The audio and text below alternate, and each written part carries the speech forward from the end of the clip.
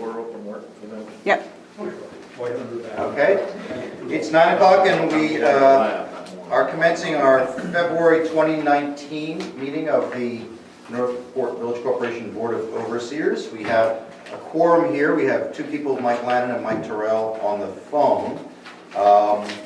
And first item on the agenda is approval of the minutes of the January 13th meeting. Do I have a motion? So moved. Second? By Lee. Any discussion? Hearing none, all in favor?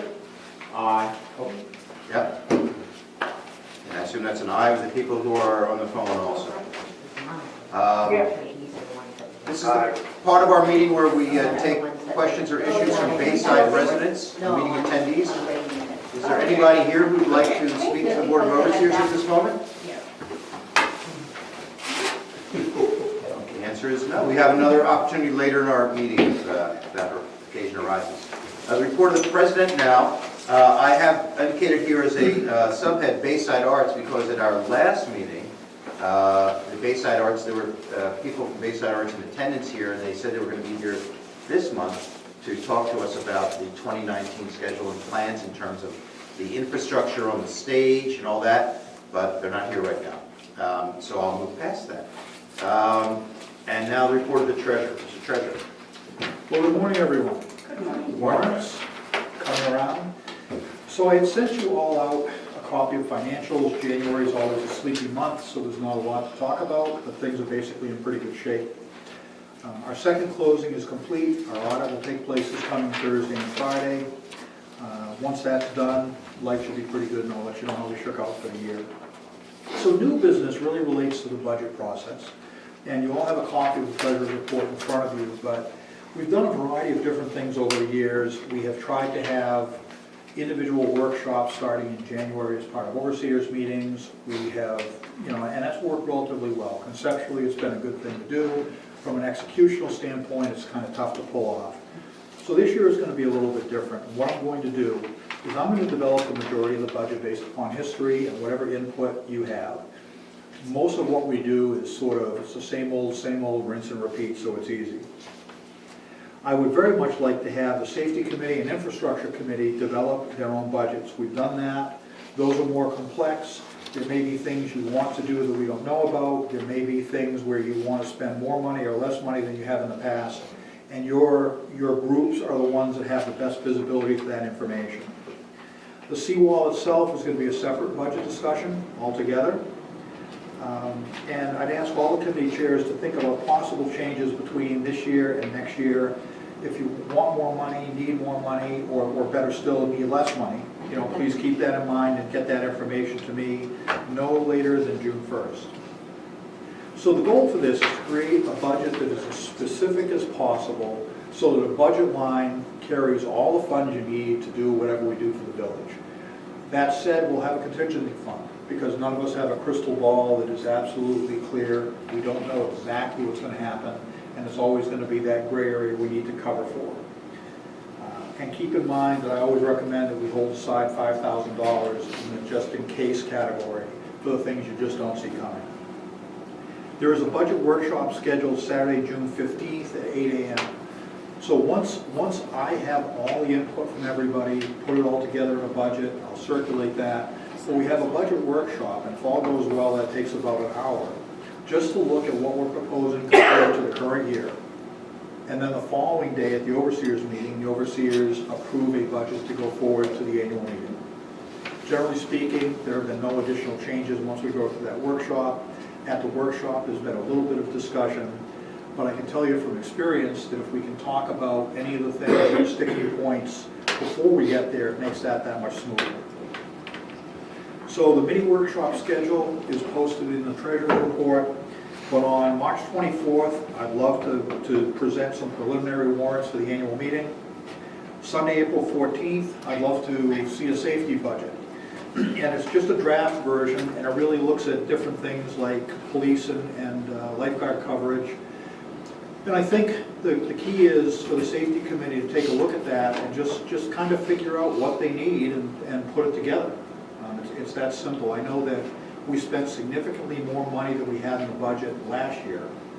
We did not budget at that level for this year, so we're already a little short on funds compared to what it would cost to do the same thing over again. So how does that affect us in 2020? And the other thing that happens with lifeguards is if we're using the same lifeguards and they're already trained for open water certification, we have no training expense. But if we think we're going to hire people and need to spend that money, we should budget the money to do so. All pretty straightforward. And police is a similar sort of thing. If we have to spend some money on training, I know there's some recertification things we've historically done over the years. We just want to make sure that money's in the budget. Infrastructure, Sunday, May 12th. And Mike, I think it's safe to say that we prefer not to spend any money. Because if we're going to go forward with a seawall, we've spent the last several years trying to make sure that the infrastructure in the village was solid enough that we continue on sort of a bare bones maintenance basis until we get a little bit further down the road. Now that obviously is something that your committee needs to look at and decide if that makes sense or not. But I think the watchword will be if we're going to be spending a lot of money on the seawall and we can save some money elsewhere in the budget, it mitigates the pain for the taxpayers. So the budget workshop, we approved the 2020 budget. And then from June 16th to June 30th, I format the budget to go into the annual report, but just as importantly, all the committee chairs need to develop their reports. And we need to have those to the office manager no later than July 1st. And that's really just to make sure we can make the time frame required to publish the annual report. And that's all I have. Any questions? Two items, Steve. One is, can you please make sure to email this around the overseers, because you've got people, you handed this out. They already have it. They already have it? That's question number one. Number two, I just want to reiterate about since we have new people around the table and perhaps on the phone who have not submitted or created committee reports yet, if you want, in the office you can find copies of prior annual reports and take a look at them and see the variety that's there in terms of what's expected from a committee chair. It's really open for you to report responsibly about either what your committee did in the past year or what your expectations are for the coming year. But I'll just say once again, it happens every year, but I have to get on the phone with a few people as we start to move through June saying, you've got to turn your report in, make sure it's there. We have to go through a back and forth with a very understanding printer who allows us to make changes over and over again, but the fewer we make, the better. Jeffrey. So, I noticed there's a proposed mini workshop on Sunday, March 24th. BaysideMaine.com has the overseers meeting on that day, but the agenda says the next one is on the 17th of March. So, Which is it? yeah, that, because I assume this is key to be in coordination with an overseers. No, overseas meetings on the 24th. Right, this agenda is wrong. We had agreed to the 24th and the 22nd for some, when we did the preliminary schedule, we can change it back. Yeah, I remember at last month's meeting there was some changing, and I probably didn't get all the dates right. That So was, what? that was for this one. That was for this one and potentially April, I think. Is that right? Here's your original schedule. So March 24th is our next meeting, so the agenda that's out there is incorrect. Our next meeting is scheduled for Sunday, March 24th at 9 a.m. And that would be- Thank you, Jeffrey, very much. Yes, yeah. You would have been here all by yourself. Well, and I would have come back from Florida in April. There we go. I know it's Sunday, March 24th is our next overseers meeting. Anything else for Steve? Wow. Really? Okay. Report of the village agent? Oh, sorry. Oh, no, wait. Yeah, Steve, I might have a little bit of something to talk about you offline about you all tonight and budgeting one. Because we had agreed to do a design bid proposal. That's going to happen late June, early July. So we won't have the final numbers. So we will have to make a change on that as well. So we can put something in the whole state and adjust. Okay? Yeah, I think and I was aware that was going to happen, Mike. I think you will have some ballpark number, correct? Yes, by the end of June. Yeah, so, well, no, before June. Or, so if you've got an end of June, we would put something in saying, here's a warrant, and here's the amount of money we're recommending. And if we need to change it, we can, but if that number is still within the range of reasonable things, we'll leave it be.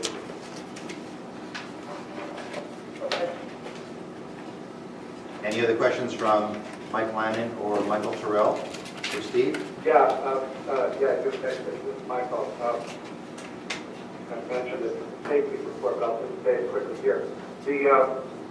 The two prior lifeguards are committed to coming back next summer, so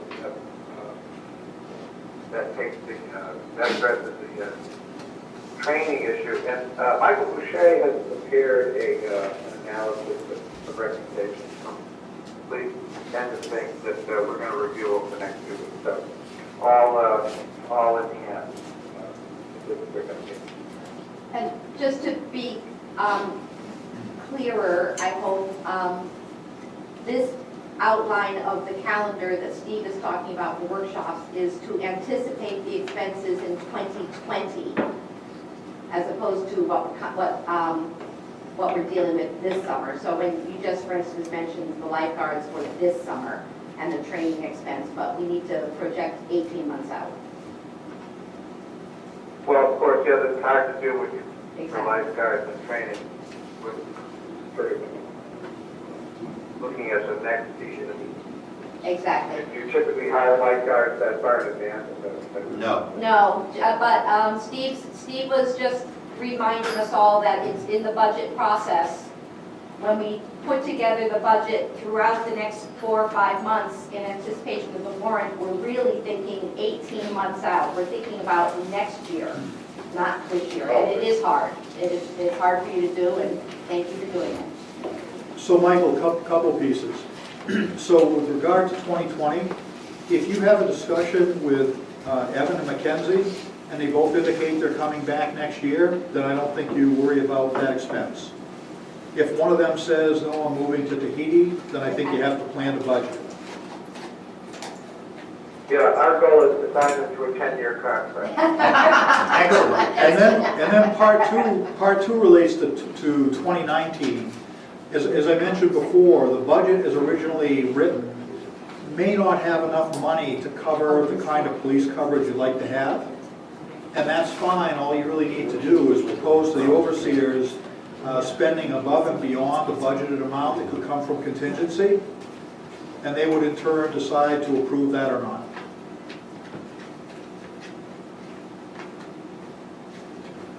Okay, great, thanks. Steve, I might call you just to get a little primer outside. It's a little hard to hear. But, Yeah, I'll- not to worry. Glad to chat, Michael. Excellent. Report of the village agent, Billy? Well, as you know, in January, I think it was January 24th, we had that snow, freezing rain, and torrential downpour, 3 more inches of rain.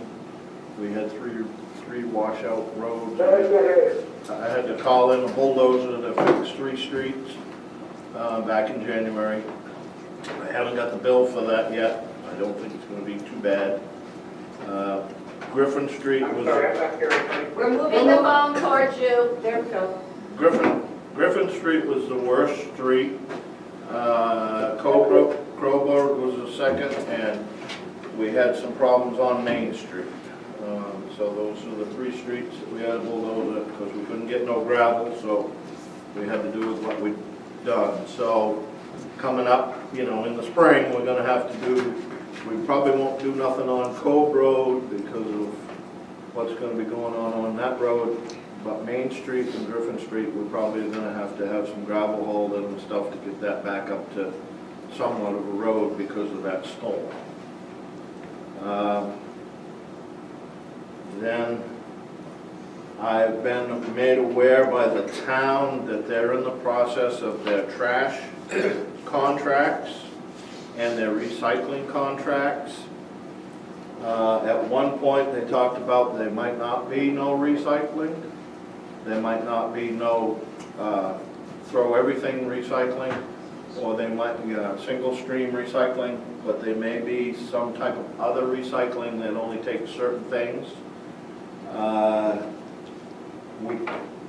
The overseers need to kind of think about that. I'm trying to stay abreast of what the town is doing. They're not quite sure which way they're going yet, because our trash contract runs out September 14th of this year. Our village contract? Our village contract runs out this year. So that will affect us, whatever they do in the recycling part will affect us. Do you know when they're gonna make a decision, Bill? I'm not. I think they had a meet, did they meet last No, They're tomorrow. meeting tomorrow. tomorrow, but the last month, the meeting that you went to, did Yeah. they discuss trash?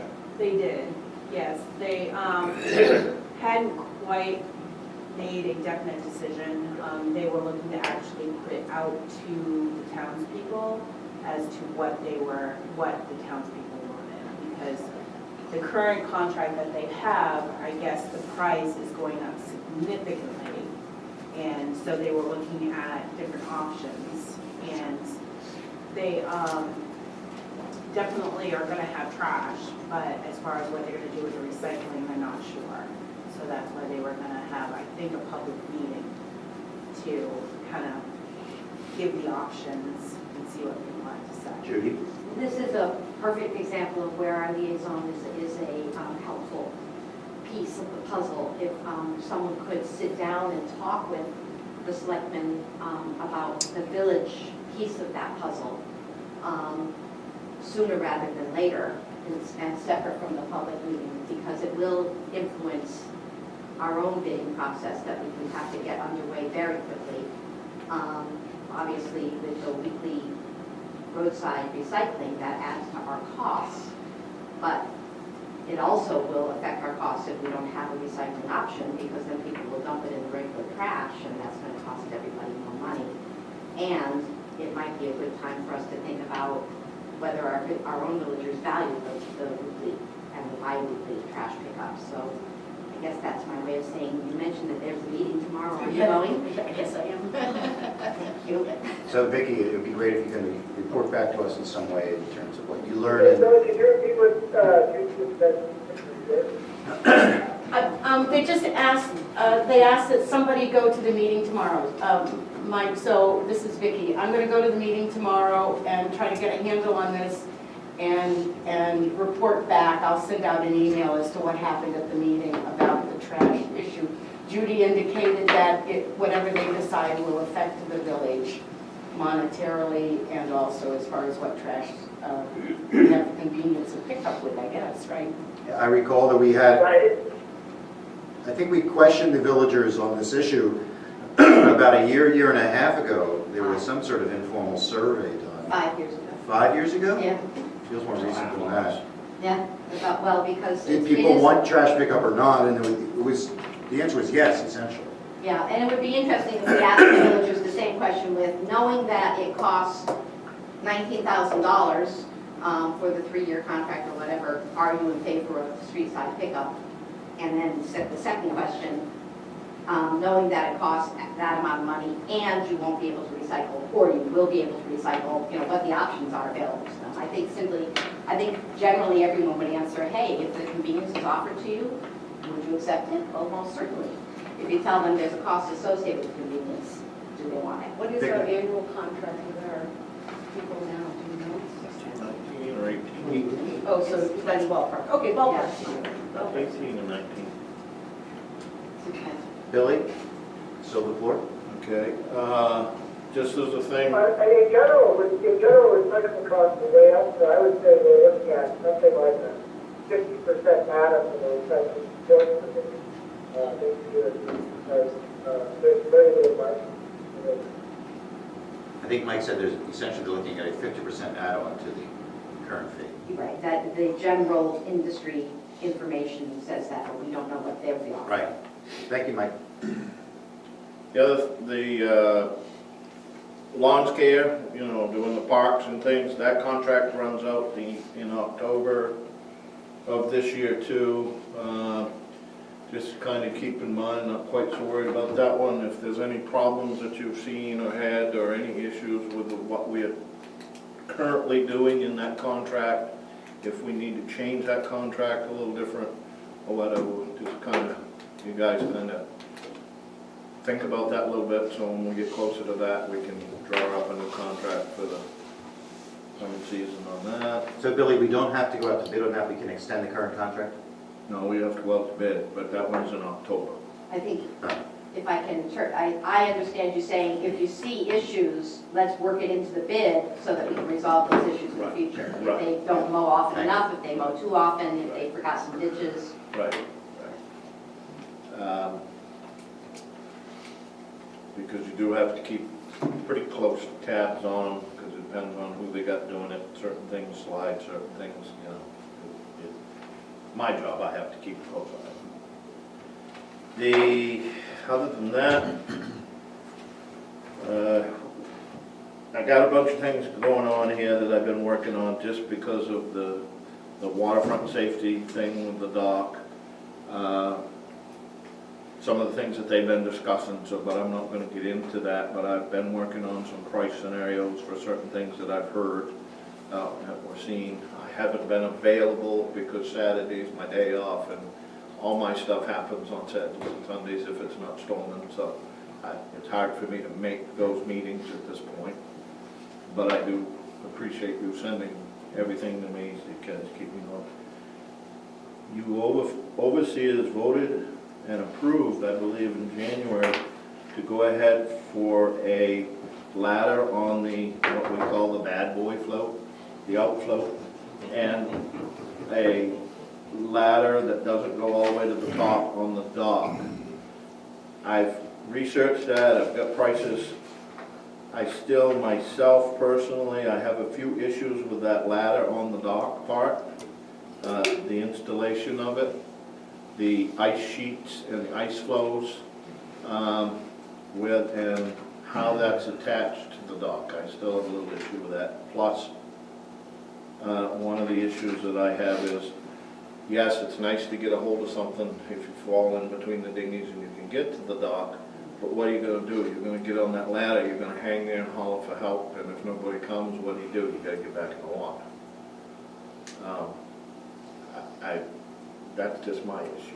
So, but for the dock, the ice flow in the winter, because it's on this, would be on this side, you know, the ice sheets go through all the time and pushing on it. And The south side. the south side, so Yeah. it's gonna be a maintenance issue. The one that's on the front is more protected that way, it's sideways. So I have a price of about $1,000 for that ladder, and I've got the price for the aluminum ladder that is pretty similar to the ladder that's on the swim float. I'm down around $300. I've talked to the company here in the state of Maine. They promised me they had, I don't know, 1,000 some odd on hand already. I just gotta work out, you know, to get, so we don't pay the tax and all that stuff, if you want me to go ahead and get that for that float. I know you've said to, but I, you know. The $300 you're talking. Around $300 to, I'm not, you know, the shipping costs in there, I'm not quite sure what that's gonna be. Judy? I saw Steve checking the minutes. I recall, and we all just approved them, that we agreed to keep talking about it, that we didn't actually expend the money. But I would, if we haven't yet approved it, I would ask that the $300 one be purchased, and that we keep talking about the $1,000 one, so that we know exactly what we're getting. You're making that motion to? Yes. So I move that we approve the purchase of the $300 aluminum ladder for the outfloat. Second it. Seconded by Lee. Discussion, Mike, I hear you. Yeah, the ladder going up the water, Billy, I think I have a couple of ideas that we should discuss before the next meeting on that. I agree with you about the ice sheet. I think we need a piece that's somewhat removable, similar to the stairs I have that go down to the beach, we think about in the winter, so they don't get ruined by the ice, something like that. And I think that the ladder needs to go to a certain point so that it's usable, but only in an emergency. And I think talk about that. Billy, I have a question. Is installation of this ladder something you can do? It would be done probably by Scott, who does our maintenance stuff on the dock. In the course of his coming back? And, okay. There's, You know, go ahead. the putting it on and taking it off might be an issue because of those fender piles. Right. They're very touchy.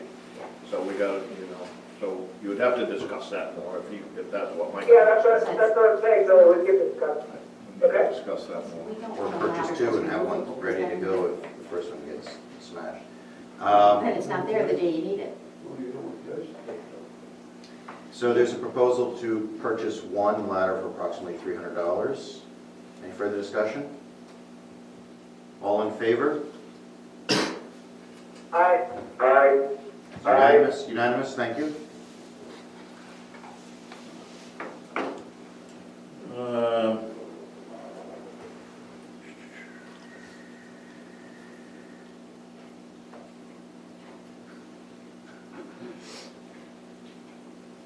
I think I'm probably getting ahead of myself a little bit here, but I'm looking at,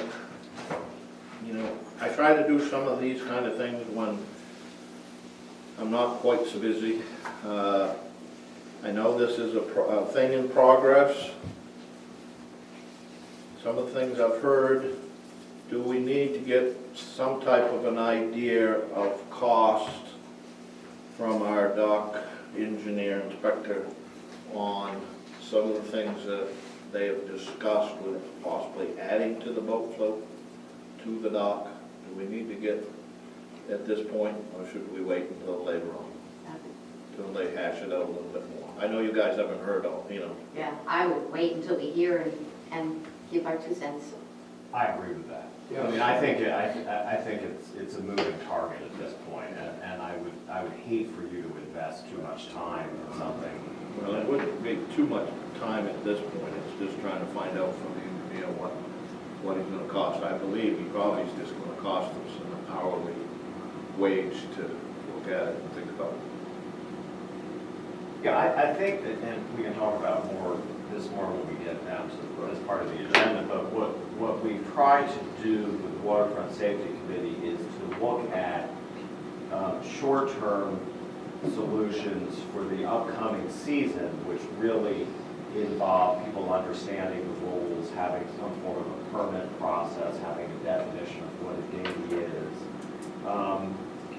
The infrastructure things tend to be more long-term, most likely beyond the 2019 season.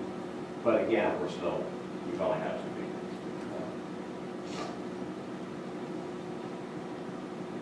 Feels like there's Yeah, we interest. get a much better concept than later once we have the real idea, but potential on. All right, I done the storm, I done that.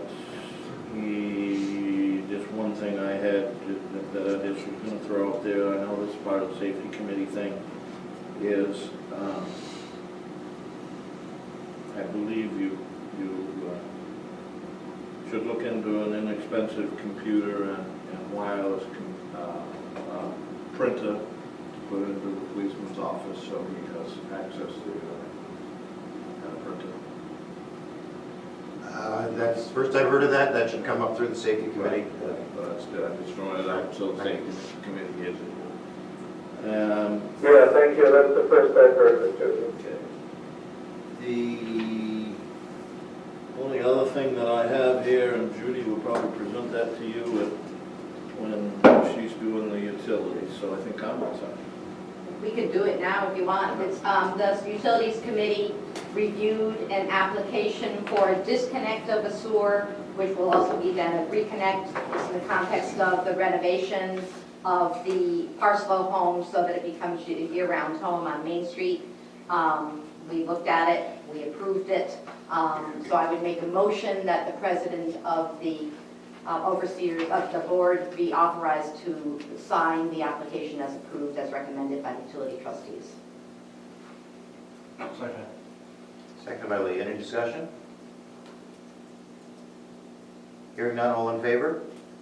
Oh, I was going to recuse myself, actually. Aye. Aye, it's unanimous. And then to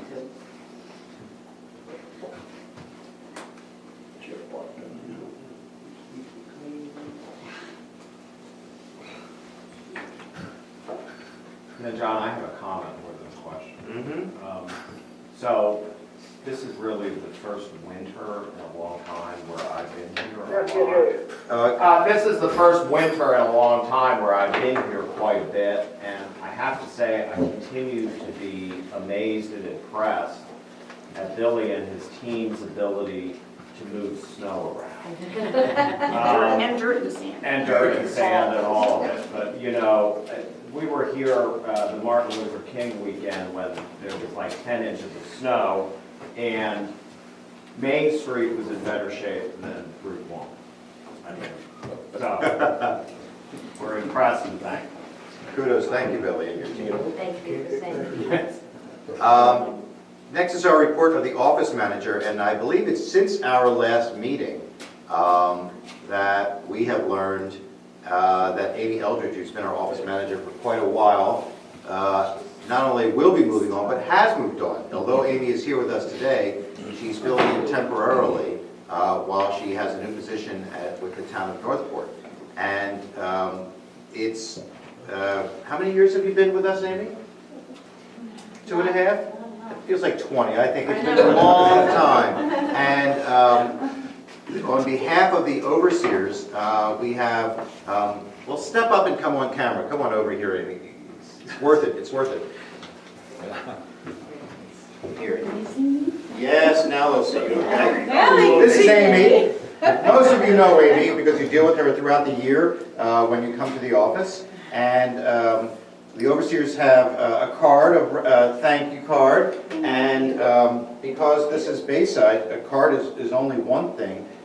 We also have something else as a little gift for you, which is in grateful recognition of all that you've done with a cheery smile and an accommodating will throughout the years. It's been magnificent working with you. And so, although you may not be physically here in the future, you will always have your own little community hall to play with. So, it'll never be far. Isn't that awesome? We all made it. We all sat and chipped in with glue, and that's just how we are, you know. Anyhow, congratulations as you move on to your new position. And Amy will be helping out here in the transition as you move to her replacement, which is, thank you again for that. And we wish you the best of luck as you move forward. I will still be here roughly until the end of March, because I'll be helping with billing, and whoever is going to be replacing me, unfortunately, but I'll be helping train them too, so. Wonderful. Get all those bills out to you. Thank you so much. Thank you. And now it's actually time for your report, so if you happen to have anything to report on. No, that was pretty much, I was just going to mention everything that you just said. But the hours, of course, I'm going to be helping out here on Sundays and Mondays when there's not a holiday.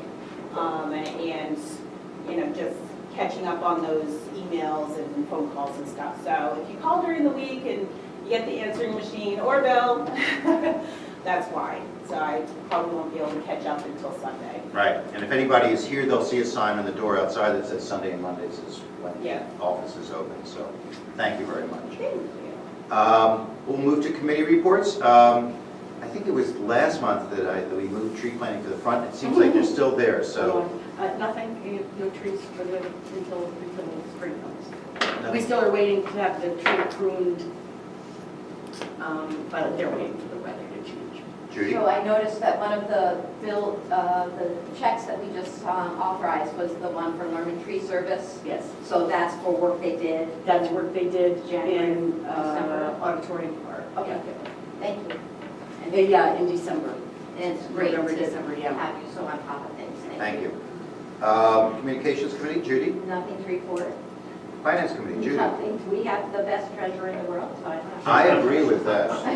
Except when he's playing video games on his cell phone. Other than that, it's fine. He's I'm multi-talented. looking for budgets. Governance, Judy?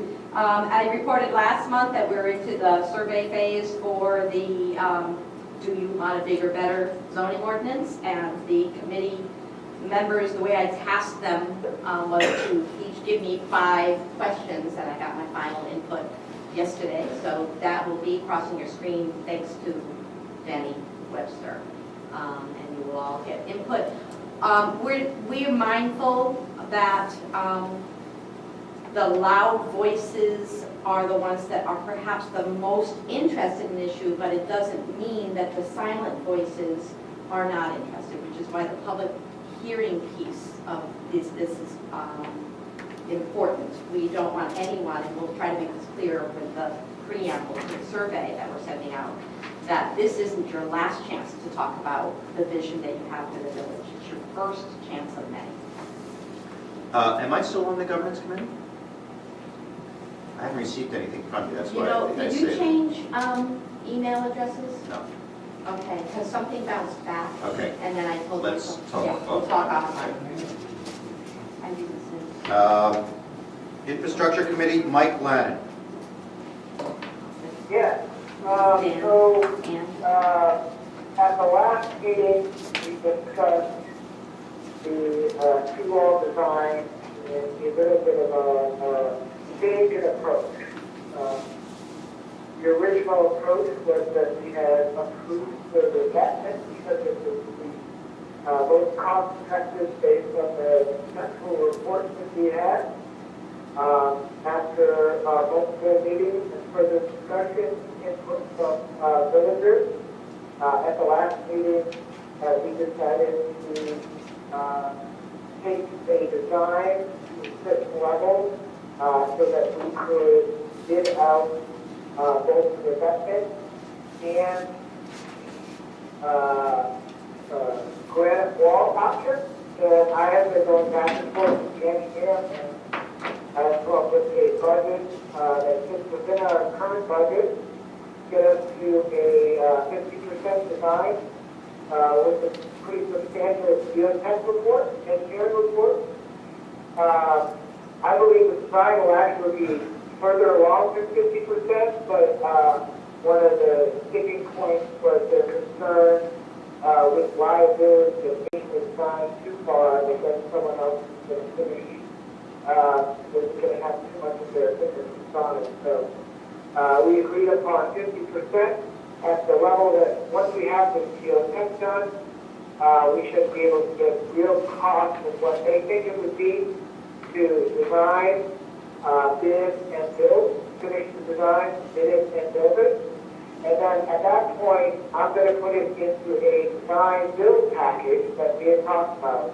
And we are going to bid it in June as is, where someone can finish the design, be a design or bond and so on, so that contractors could bid on it and give us the cost of finishing it and doing it. And the idea is that we combine these things together, that might be a better cost for the granite wall option, and then it will be more in line with the other one.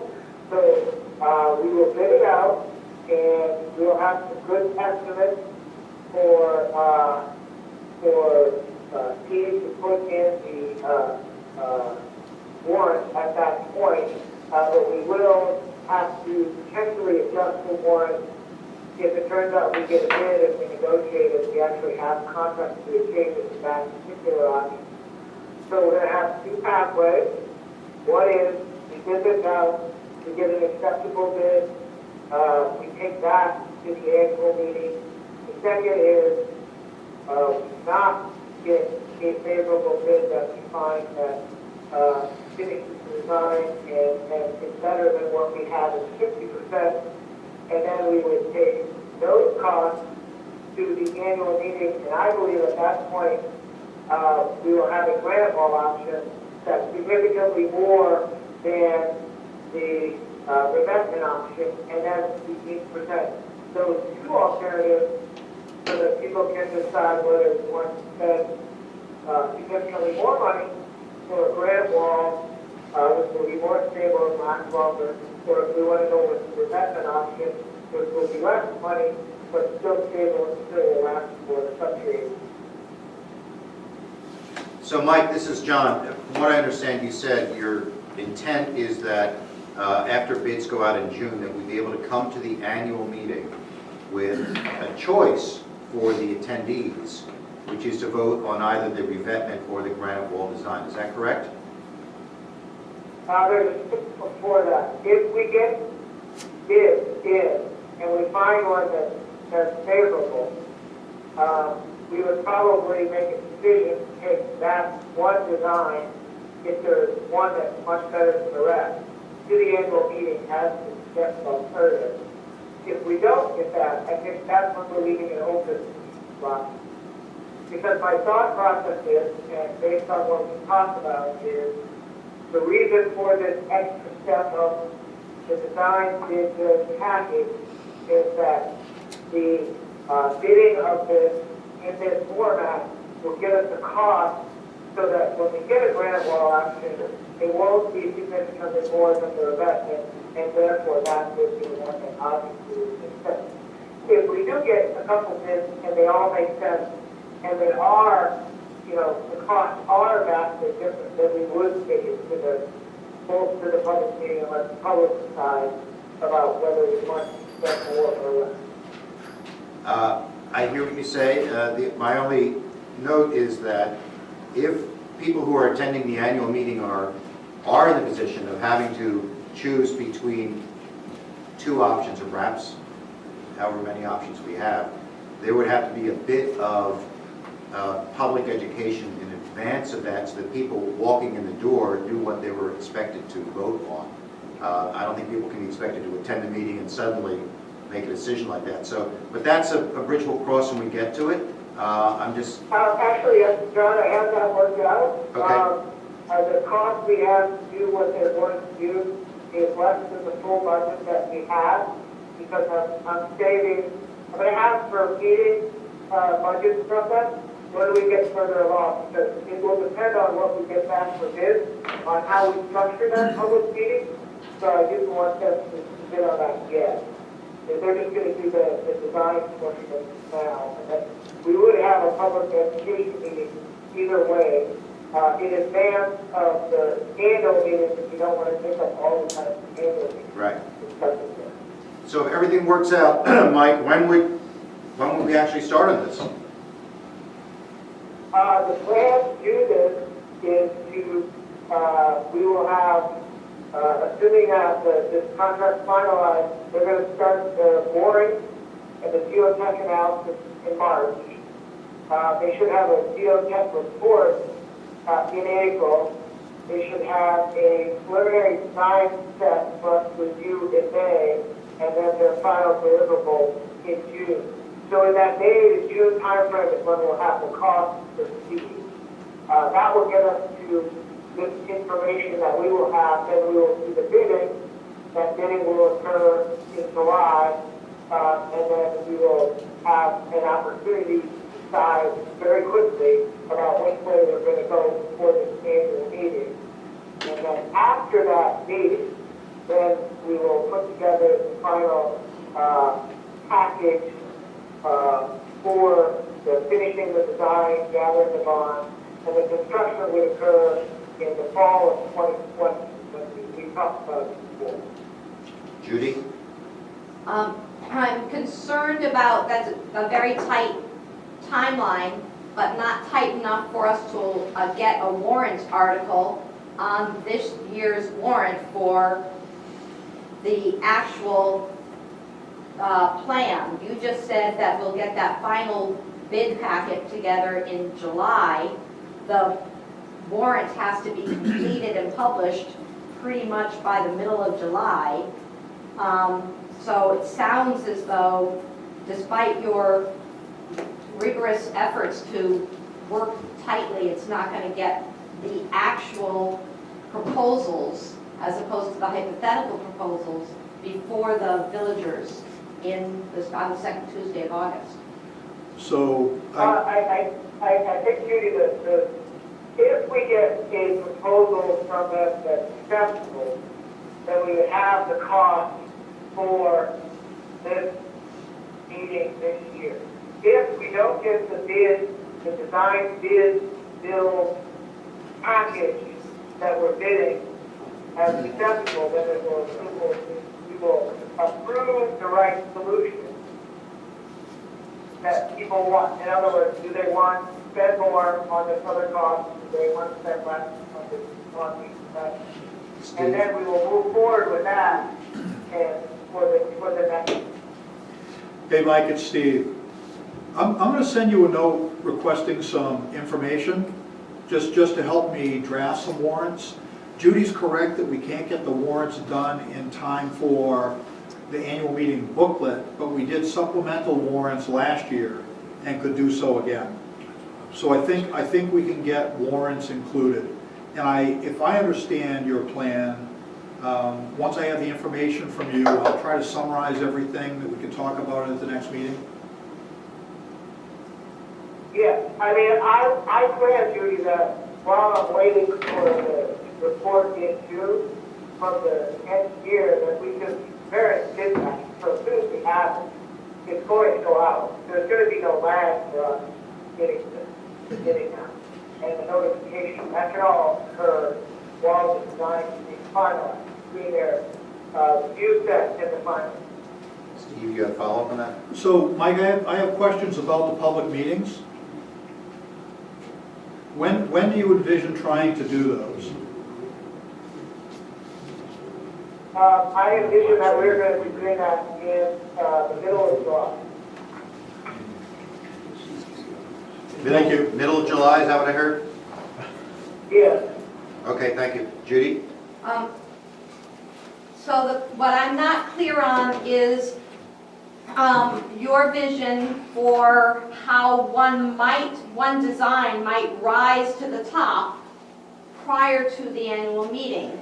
The public input can only be really demonstrated by way of the vote. We all heard a lot of feedback last time about how a straw vote may not be enough to warrant going down a particular path. So walk us down again what you are talking about when you say if something happens that lets us understand that one design is better than the other prior to community input of that at the annual meeting. Right. So assuming we put out a bid package and we're going to have cost estimates from the engineer for both options.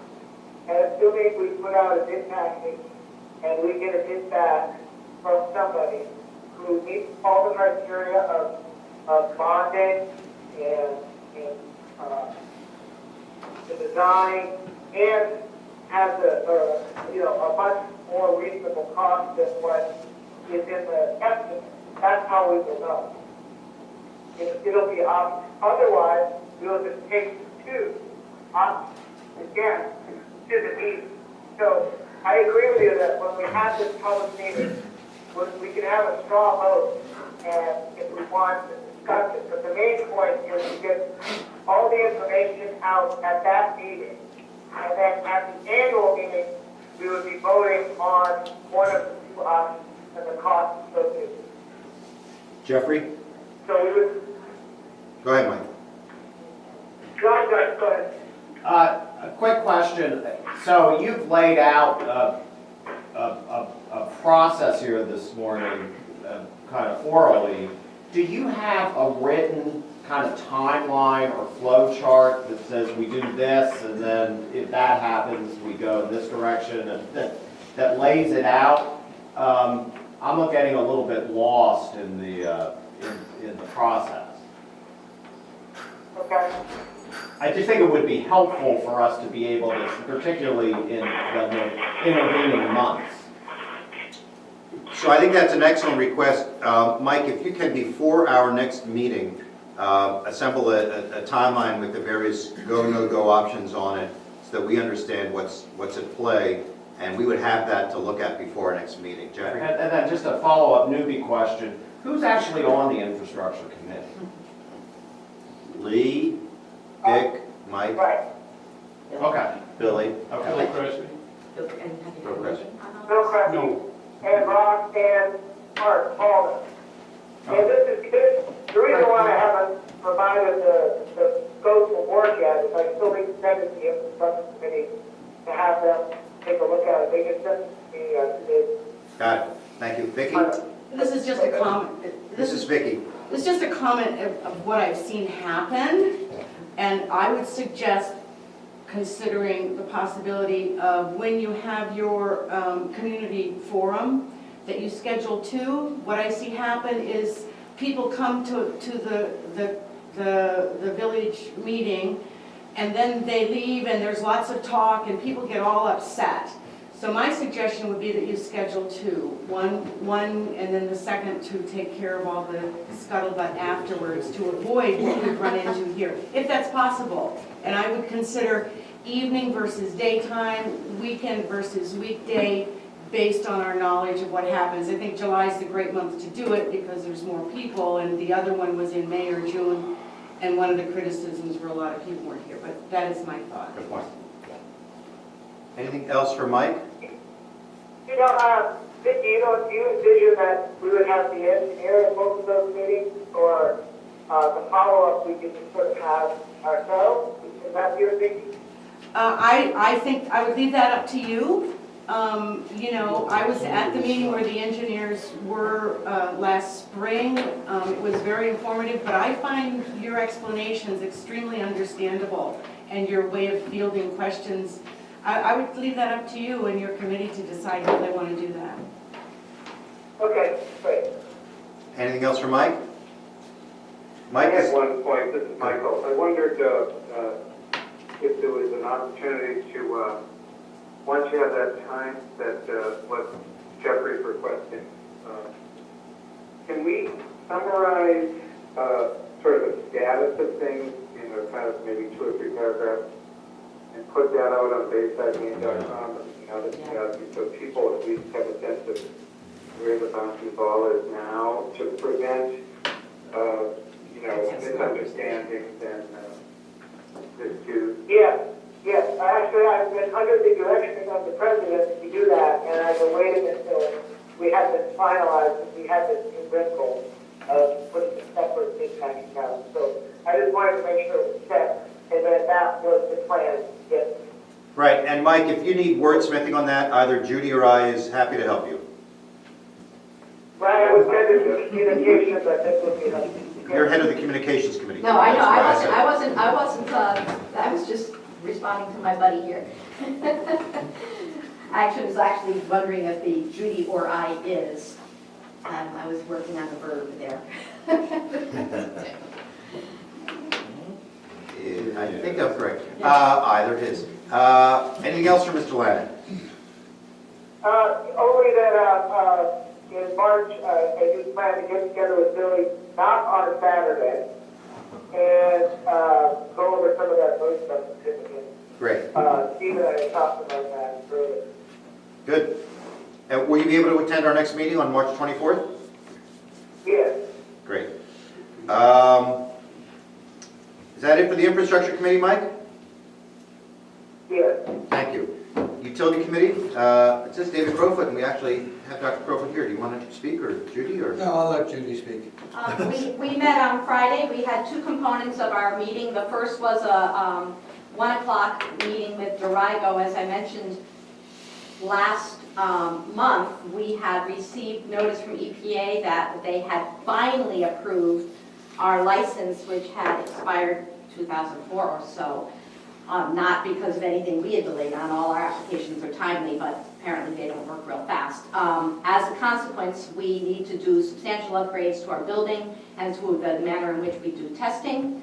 So Dorigo is engaged to assist us in our response to EPA. I'm happy to report that the conditional timelines that were recommended with the assistance of Dorigo, the considerable input by all the trustees, was adopted by EPA so that we don't have this thou shalt do by, we were very concerned about by March 15th or so, last time I talked, all this stuff. They have adopted the timeline that we recommended, which gives us a rational timeline for planning the movement of the building, the design of the building, the implementation of the new testing.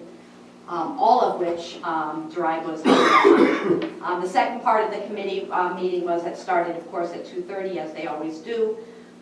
We've already discussed the approval of the application for the movement of the, and disconnection and reconnection of the Parslow sewer. And we authorized the engagement of Dorigo to do the next phase, the planning of this building. We need to design something which will allow year-round testing, which means that we need to have a place where a tester can stand and can be 365 days a year. So we're going to have the help of an entity that has, you know, Dorigo, they've done our designs, they know everything about our system, so there's no re-education for anyone new involved here. Dick McElhaney, once again, has shown himself to be the talent that we have come to rely upon so heavily by smoothing the waters with DEP, working with DEP already, and working with Dorigo to get some national sense. The most immediate thing that we authorized was we're going to change the chlorination delivery system. Now dechlorination, and now I'm going to go to the science guys to say what that is, because we have to, for Fernie, to assure that he's not working with dangerous chemicals, and that will all be in place by May 1st up to May 15th. And David is already saying I haven't done a good enough job. He has his hand up. You only once said the word year-round testing. So the major condition that applied to us and to 8 other overboard discharge systems throughout the state was the requirement that we decontaminate, that we chlorinate and then necessarily dechlorinate year-round. Right now, we start up our dechlorination system on the 15th of May and it closes to September 30th because that was considered the swimming season. And the rest of the year, we put our treated wastewater, which passes the conditions for TSS and BOD concentrations, straight out into the bay without chlorination. Well, we know, and we have just recently proven, that there's plenty of bacteria in there, what we're putting out in the bay, except that the theory is the bay is cold and there's nobody swimming in it in the winter. We all are a little bit shocked by the fact that we put out unchlorinated, undecontaminated effluent. And so we are actually happy with this requirement, but our plant was not designed to do that. And that little blue house in there that you have to crawl into and mess around with chemicals inside of is difficult.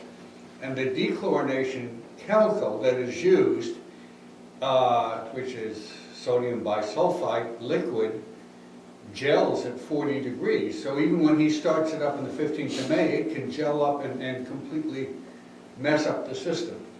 So from the standpoint of safety for our operator, we want to get away from using liquid sodium bisulfite to dechlorinate with, and we are working on a system in which a dry form of the chemical can be directly introduced into the dechlorination tank, and that we need to do before we open the system this year.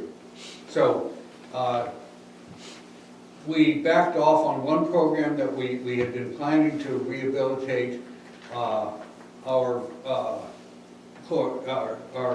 one of our tanks, one of our manholes. We backed off on that since there are other things that are going to be going on, but we are substituting the design and installation of a dry chemical introduction system, which needs to be designed now and actually built between now and when we open the plant for treatment in May. The rest of it really comes down to a timeline during which we can build a system that will allow us to chlorinate and then dechlorinate year-round. And that involves, is necessarily going to involve a new building, something to handle the chemicals, something where you don't have to crawl in to change the chemicals, hopefully a little bit higher above sea level than the one that we've got, or a little bit back from the beach. And so the design of that, we've tasked them to define what it is that we need, to come back with us with how big that's gonna have to be, how much it might cost to build it, and then we're gonna face the very difficult issue of where to put it. And where is it gonna sit down? It's gonna necessarily be in the park. We cannot go 3/4 of a mile, a third of a mile up to the reservoir to do this kind of treatment.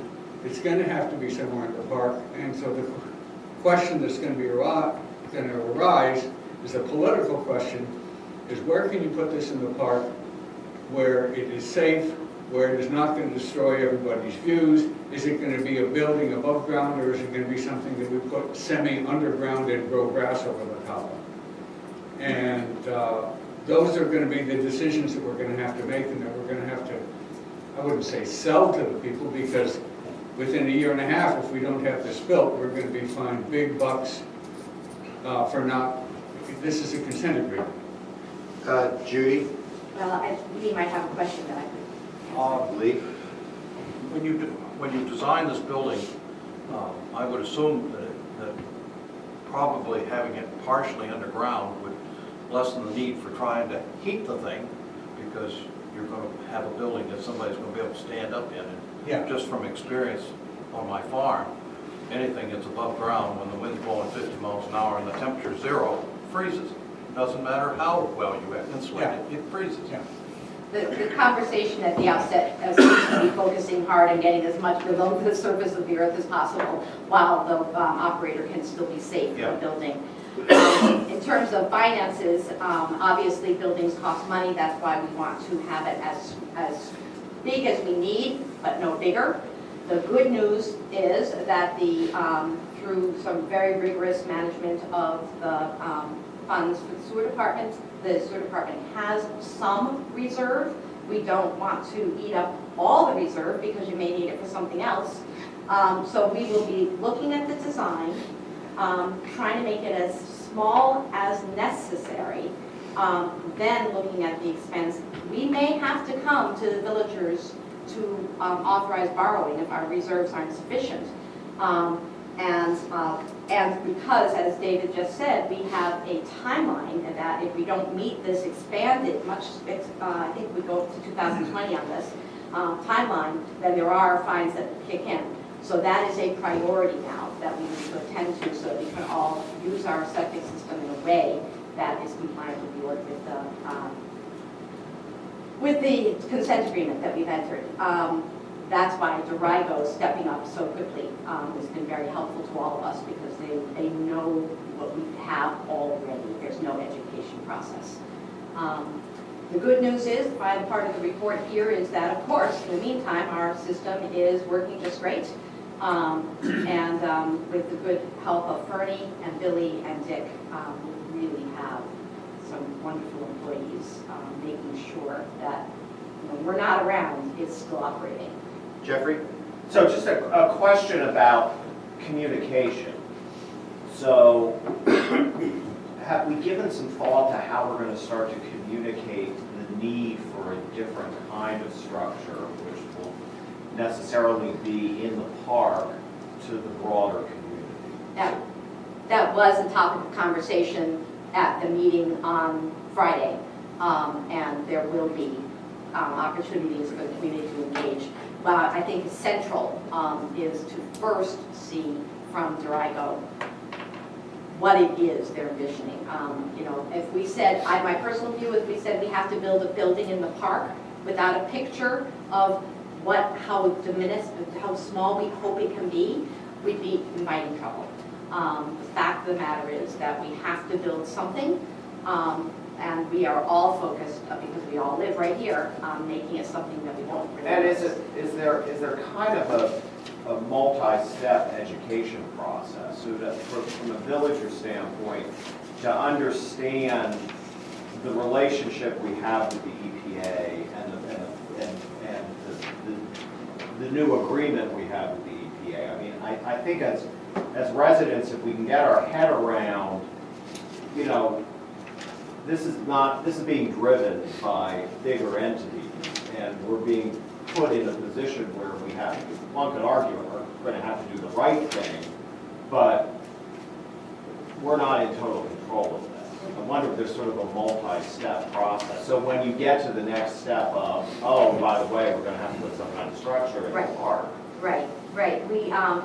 You're right that the journey of, from 1986, when we put the plant in there, through the consent agreement we already had, that Dick McElhaney, David Crowfoot, and Dick Brockway got us out of 10, 15 years ago.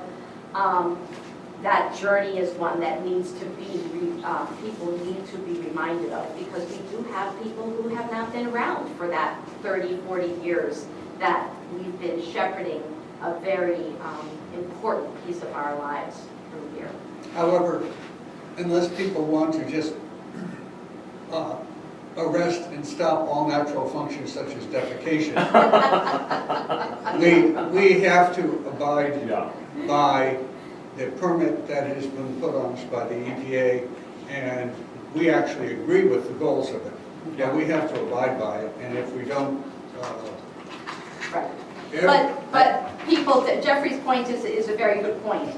Those natural functions, people never think about what happens once next. they flush it, And it's After good you to flush me it. because it's been running so beautifully. So although we report every single month about the importance of our plant, and although every single month we talk about how it's the science of the V-notch rear and all that stuff that has made this thing work so beautifully, we need to remind people that there's a next shoe that could have dropped but for that careful work.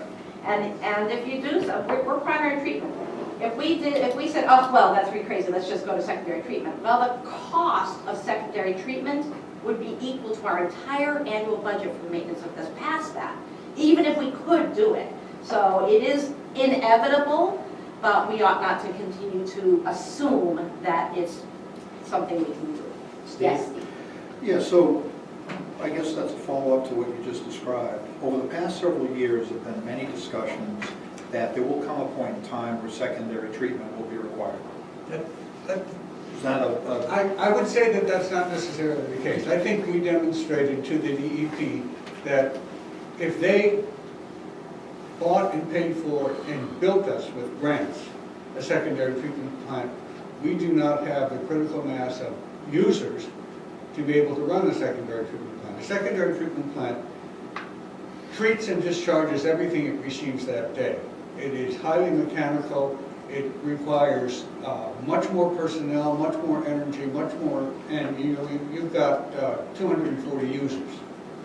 So the notion that, we have a gravity system, it sits in those tanks, things settle, we get rid of what's settled, and then we chlorinate, dechlorinate, and discharge. So that's primary treatment. And when we were allowed this license 30 odd years ago, they recognized that we were so small that this made sense and that our impact on the bay was minimal. And as we've improved it, the impact on the bay still is minimal. It would take I'll have Robin. something entirely arbitrary and capricious to make us do a secondary treatment plant, and we couldn't afford to run it. Okay, thank you, Steve, continue. Well, so I guess I would ask the question, has that been presented to Dirigo?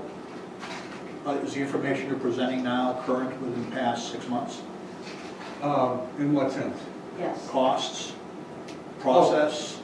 The cost of secondary treatment, I think they were aware of the arguments that we had with, Yeah, that's really not my question. I understand. I guess I look at something like this. We're going to spend somehow a lot of money to do whatever we have to do. To me, it would make sense to investigate what it would do to get to a secondary treatment situation. We may find out that it's absolutely unrealistic, and that's fine. But I would hate to find out, hindsight, that for some amount of money we could have done it and wished we had. So that's my only point. Second point is, you said we can't pump things a third of a mile uphill. we're not talking about pumping the whole content of the train, Yep. a third of a mile uphill. So we're talking about pumping a side stream from it up, from which we can sample and from which we can inject chemicals to wherever we're gonna do it and then back again into the tanks. We can pump it uphill, a third of a mile, but the engineers told us that this was not a good idea, from their standpoint. Whatever we do might move some of the critical treatment things a little bit farther away from the ocean's edge. And if you're thinking 30 to 50 years from now, you may eventually have to relocate the entire plant. But the chief advantage of this plant is that everything other than one pump station down on Shore Road is gravity. It's all gravity fed, the whole thing is gravity fed. And I'm blissfully unaware of the details, and I want to admit that up front. My only position is, in anything I ever pursue, is to try to take as long a term view as I can, and recognizing that there are all kinds of challenges, and they may prove today to be insurmountable. If we aren't looking at that, I don't think we're doing our due diligence. That's my only point. I would say that in a 30 to... I think the problem here is the engineer we have working on it. I don't think that they're the right ones doing this. I think that they're a great engineer for helping us fix and run the plant, but they are so close to the plant. I mean, that's a double-edged sword here when you're talking about, let's look at the big picture. You know, I think that all I keep hearing about is secondary treatment. And we don't need to add secondary treatment to the plant as the only option to get aerobic digestion. I've worked on many, many plants that are much, much smaller than ours, that serve a lot less people than us, that are cost effective at reducing suspended solids, nitrogen, phosphorus, all the things we need to do. So we need to be looking at, if we're going to spend the money on this and do this, should we be looking at the possibility of setting ourselves up for actually building the plant at this juncture? So we need an engineering firm to look at this from 10,000 feet. And I've been sending emails for the last 2 weeks about this project, trying to get people up higher to discuss it. And, you know, I'm very disappointed to hear that the solution has to be in the park, because that's so far from the only option here. We can have it at many different places. And I don't see how, as a board of overseers, we take this to the public and say the only option is to put a building in the park until we've really looked at other options beyond that. So maybe the answer is that the overseers need to do something independent of the utilities committee to kind of evaluate the long-term aspect of this outside of the engineer that works on it on a day-to-day basis. That was my thought. Thank you, Mike. Lee? I think we've got people in the utilities department who are far more suited to doing this than the board is. And they've done a real good job for a lot of years, and we've had no problems. I don't think the board ought to be looking over their shoulders saying, well, we think we ought to do this, or we think we ought, what, we've over the years had confidence in the people who have run the utilities department, and I would say we ought to continue to do that. This is a discussion which has been moving around a lot in email lately, and I don't know if right now we're going to be able to resolve the various conflicts. Jeffrey? Well, I just wonder, you know, it seems to me that the role of the overseers vis-a-vis the utility is for the overseers to pose questions and to say we would like additional information to kind of to communicate with the utilities the kind of information we're going to need to be comfortable to ultimately make decisions. And I guess, and this is the newbie sitting around. But all of this is so much easier for me to digest when it's in writing. Even if it's in some sort of outline form, particularly if you're not a scientist, which I'm not. Just a thought. You're the scientist, I just want to note that I agree that the Utilities Committee is the one which rightly, the Utilities Department, is driving this decision. I will also note that, as has been observed, most residents here are unaware of how what happens once they flush the toilet, and don't really care. They pay a bill, and that takes care of it. We're now moving to potentially a different level in which we say, oh, and by the way, to take care of that, not because we say so, because other entities say so, we're going to have to build a structure in the park, potentially in the park. We have been spending a couple of years talking about redoing the bottom end of the park because of a seawall change, and now we're saying, oh, and there's potentially another change that's going to be happening in the park. I suspect that this is a more charged issue than people are recognizing at the moment. And I agree that some sort of plan in terms of how this gets communicated out to people, in terms of what's in front of them, what it may look like, is advisable. Judy?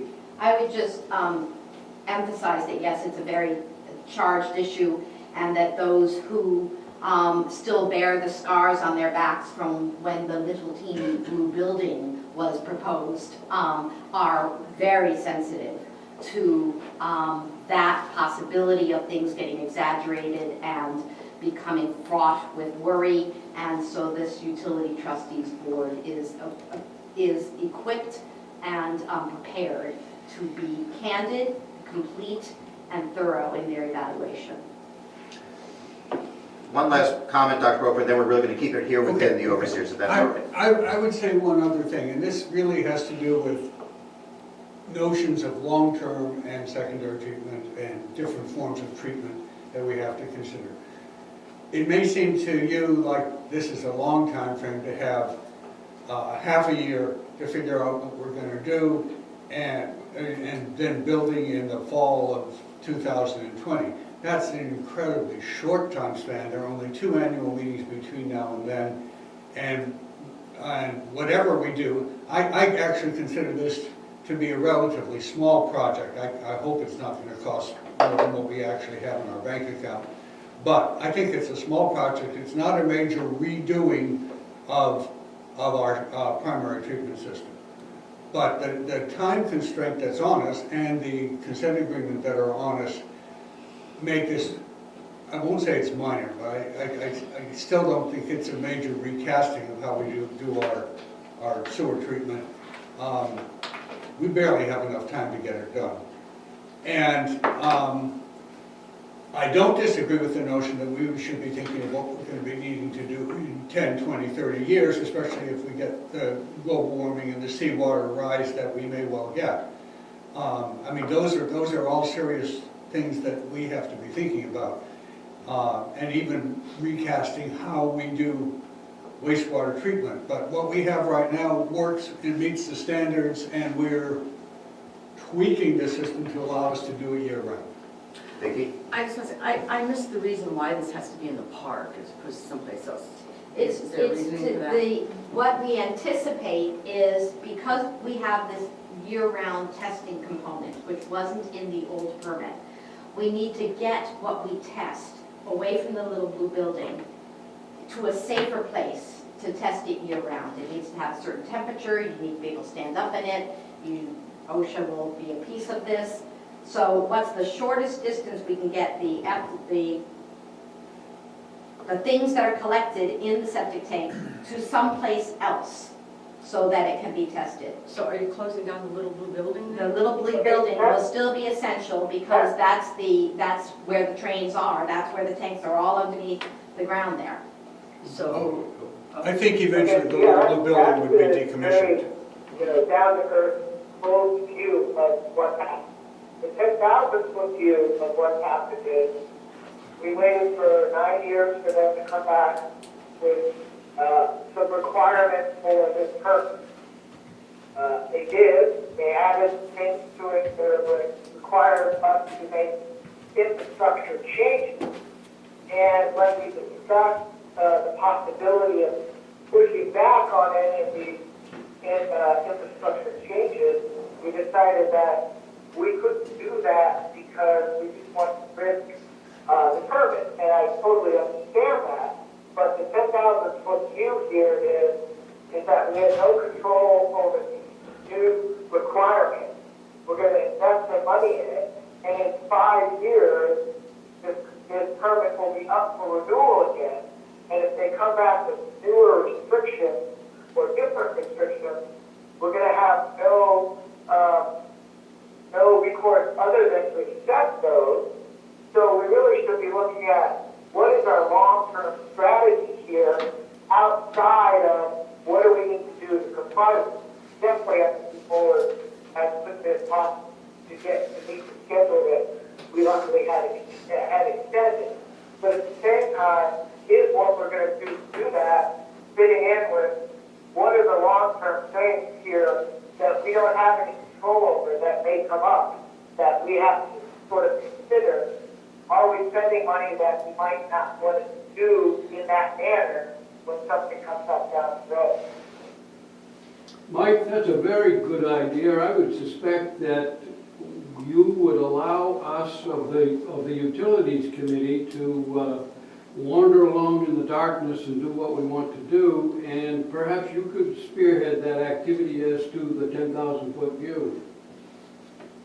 Yeah, why don't we have the Infrastructure Committee do some of that all pro bono, no engineering analysis at this point, and talk about it a little bit, and then we can run some of those ideas by the engineer. Because like I said, they're a good engineer, but they're so close to this that I don't think they can see, if I were doing this over today, how would I do it? And when does it make sense to switch to that model?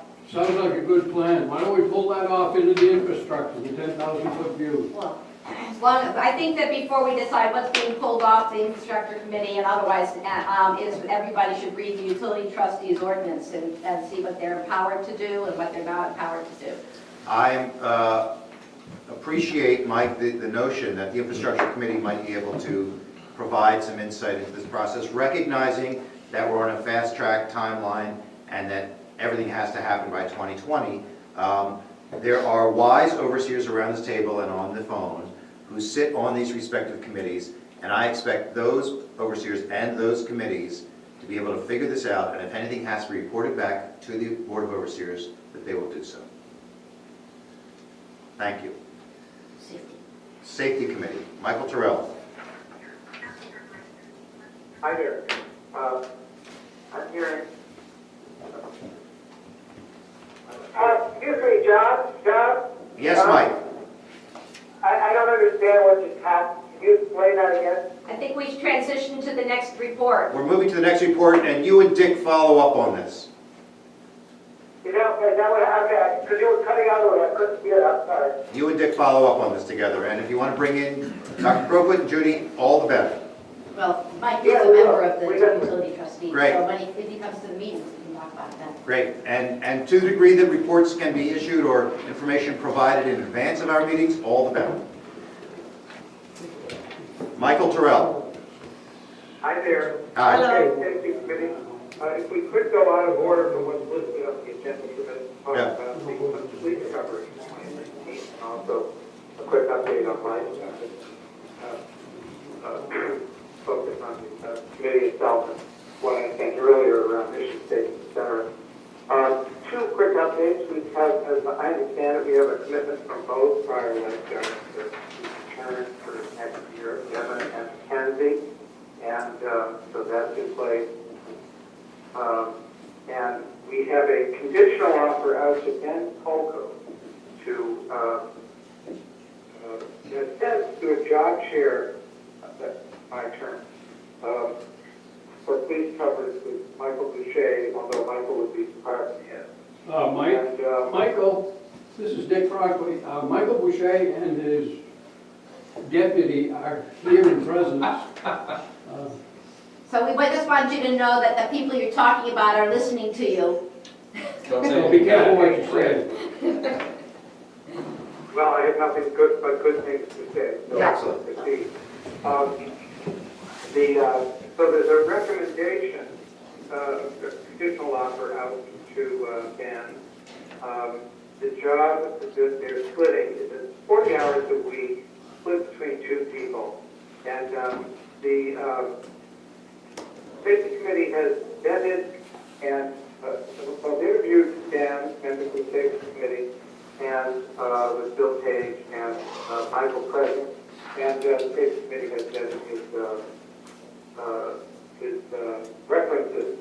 I believe there's also Michael can update. This is a background check that has been conducted as part of the process, and he has passed all of that with flying colors.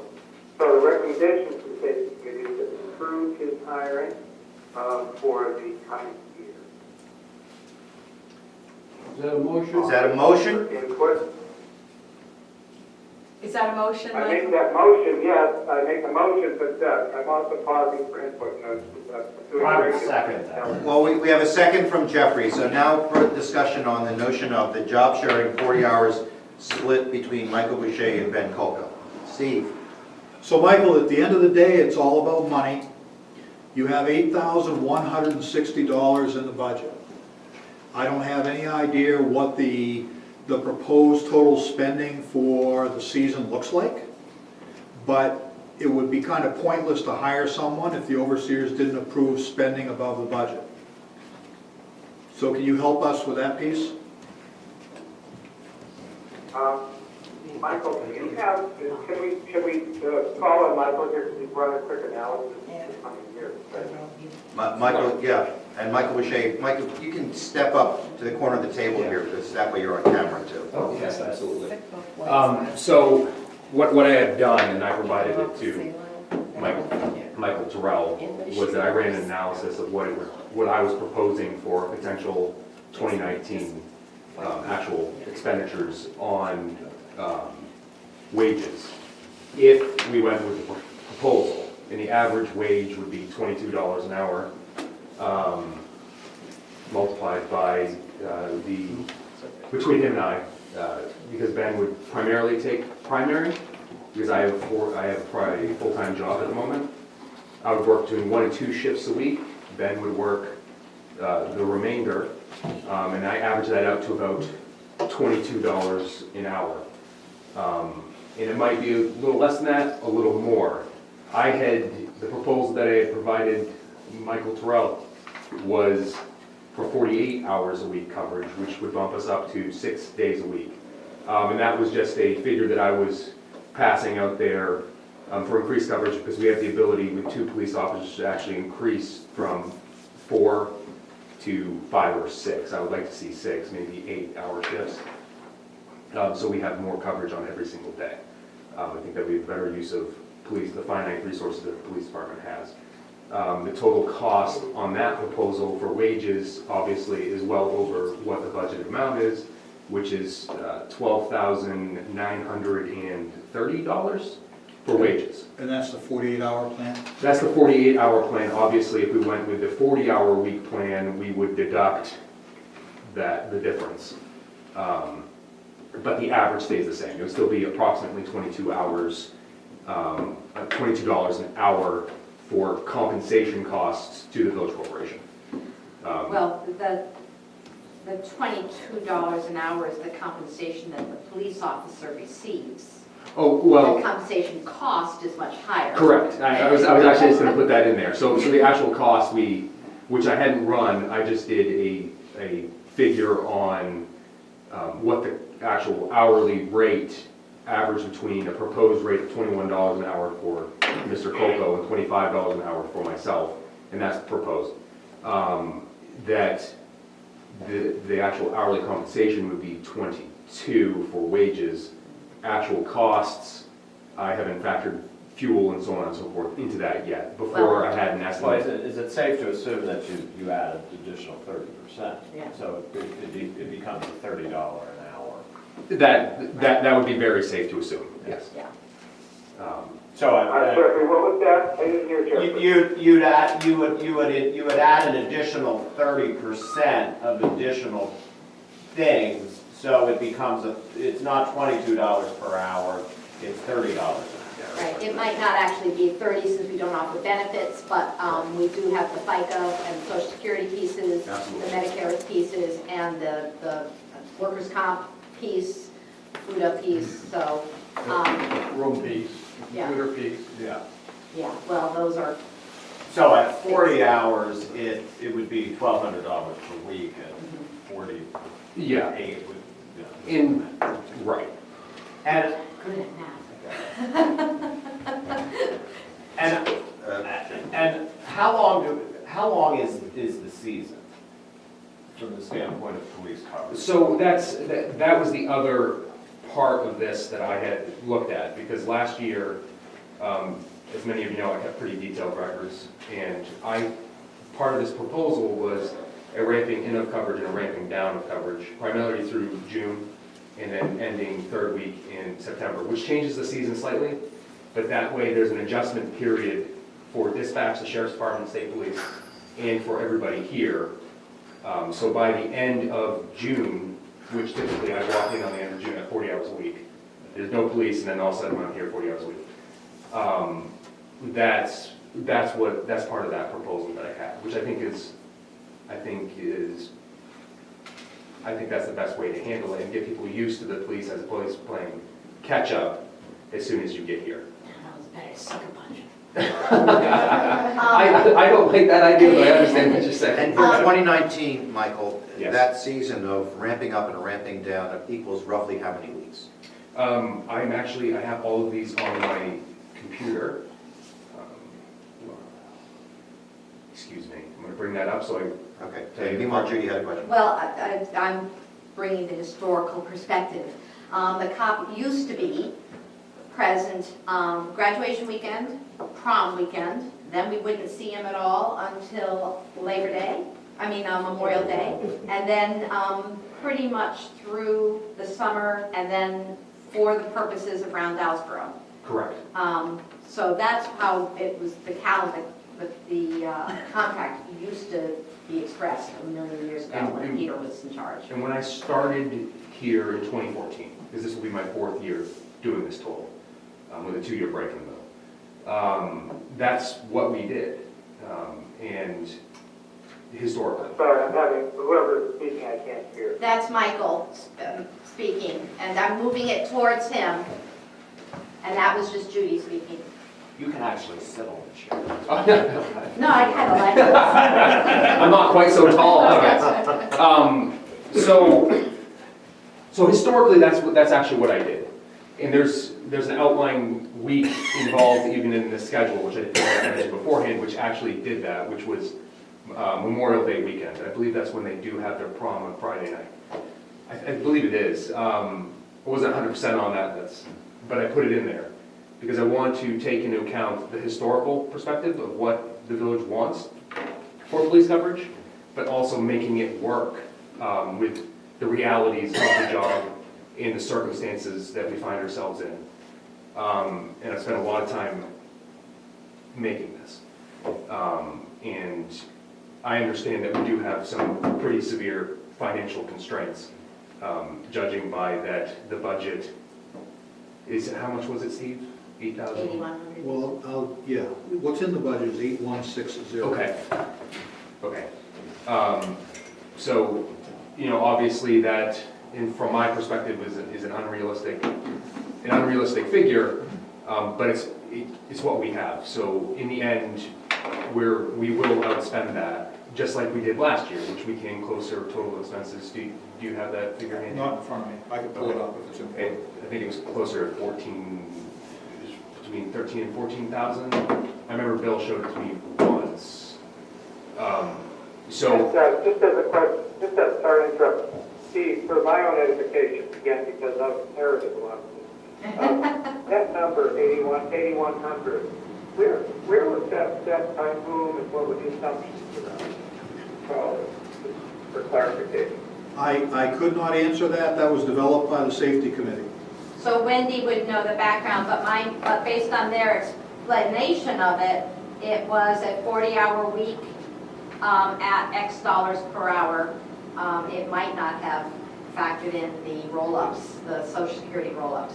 And it also, and I remember last year specifically, when I first came on and saw the budget, I immediately began discussions with certain people because I saw that my hourly rate and with the money, with the budgeted amount, the police department would run out of money by August, mid-August. And I found that, for the 2019 season, we should have had something a little bit more realistic, but that ended up not being proposed and put into the budget. So this is, I mean, where would you all like to go with this? I can print these documents off for you. That info is always helpful. Yes.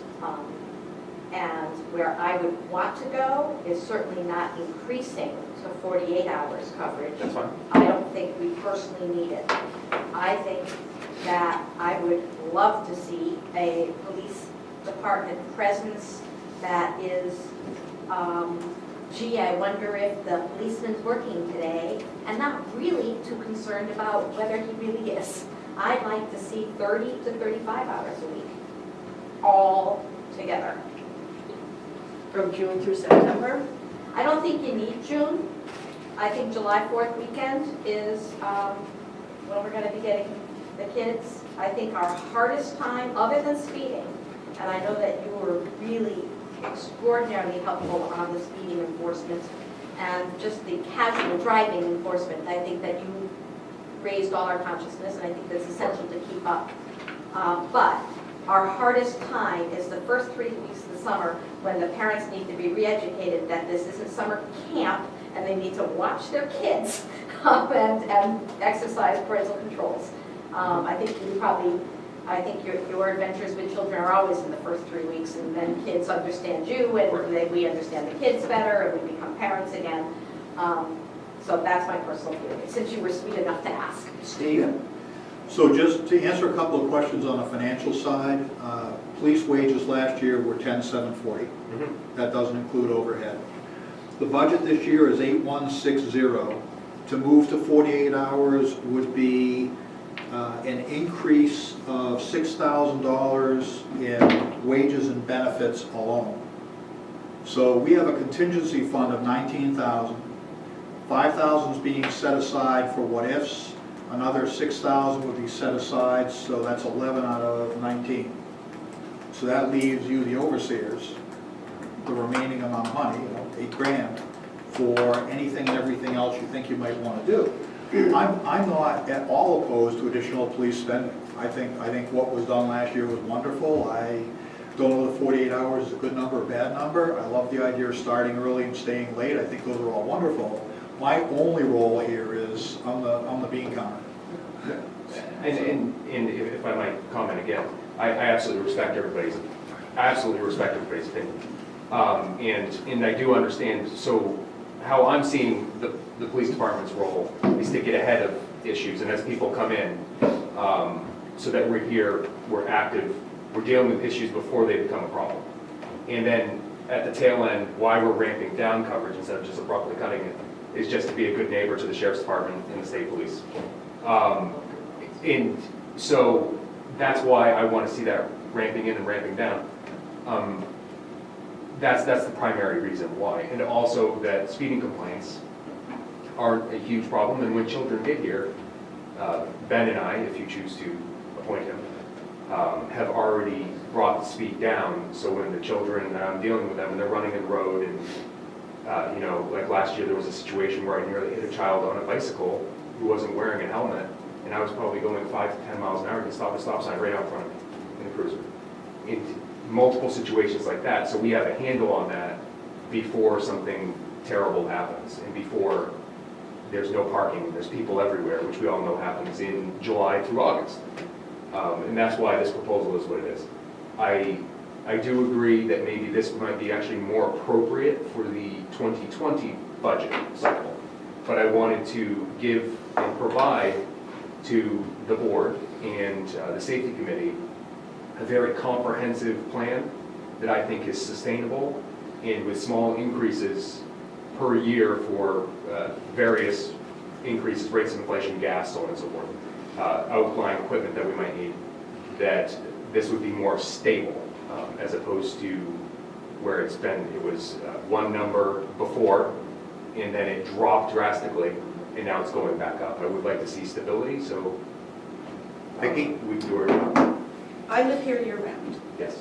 and there's a definite uptick in travel, people and everything. I'm sorry, I can't hear who's I'm speaking. sorry, okay, Michael, I live here, what I said was I live here year-round. There's a definite and noticeable uptick in people, traffic, et cetera, come Memorial Day. In order to stay within budget, I appreciate a presence before the big rush. I do actually, I'd be interested to see if that made a difference. So I would consider, in an effort to stay within budget this year, 35 hours a week, if we think that's acceptable, with using some of those other hours during the month of June, from Memorial Day until 4th of July, maybe on the weekends, some weekend hours there where your presence would be noted. I do believe last year I heard there was an uptick in vandalism and, Yes. my God, drugs. Yes. And so I would prefer to be proactive, again, with the consideration of budget. If you could, I don't know, put together what you thought would be reasonable hours, given that, So, but still the majority of your time being June and August, correct. So, July. I have a comment. Mike, go ahead. Yeah, thank you. Well, to that point, staying with this budget, if I'm hearing correctly, the 8160 is in the budget, but last year was 10740, correct? Is that, am I roughly ballpark there, Steve? That's correct for wages only, does not include benefits. Right, so we have a situation where, just so we're having a conversation where I feel like we're all on the same page, we have a situation where you have a budget number that was easily exceeded last year alone. So when we say keep within budget, are we talking about the budget at 8160 or are we talking about what happened last year? You're not, again, inheriting this, and I don't understand how we got to a budget number that's quite low compared to what was going on last year. Number one. Number two, I understand I understand restraint and budgetary concerns, et cetera. But I would love to know, not that I'm opposed to it, but just what people's assumptions are around the magic number of 30, 35 hours. Is that because of history or a gut sense or what? For me, it was a gut sense. But I must say that Vicky's reminder that vandalism was an issue at the beginning of the summer is a very important reminder to make me change perhaps my gut sense, because people open their cottages sometime between April 17th and Memorial Day weekend. Their furniture is put out, and that's when the vandalism shows up. That's when their stuff's stolen because they're not around. Knock wood, that hasn't happened to me. Were you able, Michael, to call up any, so what would you estimate, what's your suggestion in terms of number of weeks for the season? oh, I had counted and then I had forgotten what it was. So, and I'm trying to print this off right now. From Memorial, you're talking Memorial Day to Steve, hang on. So Michael, I can answer a couple questions for you. So if you think about the way the budgets work, in 2017, the overseers developed, with the help of the safety committee, a budget for police. The safety committee at that time knew what that budget was and knew what our wages would be for police officers, and crafted a plan that in theory would have brought us in on budget in 2018. As you already know, we spent much more money than that. And the reason that the 2019 budget doesn't reflect the reality of last year is because we have to complete our budget before our police spending is clear. So think about it this way, we're sitting down in the annual meeting proposing a budget before we have any August numbers at all. So the overseers just did not have visibility to what the spending levels were. Everyone was blindsided by it. It was a significant variance to budget at year end, unexpected variance to budget. So that's how we got to where we are. I would, from a personal opinion standpoint, tend to think that much of what was done last year was very good for the village. And that if I were an overseer, I would advocate spending more money that's in the budget. I just want to go forward with a clear view, recognizing that when funds aren't budgeted, so to your point, do we use last year's numbers or do we use this year's numbers? This year's numbers in the budget are what the voters have approved for us to spend. The contingency fund is to be used at the discretion of the overseers, but once we spend it, it's gone. Yeah, right, thanks. Jeffrey, quick question.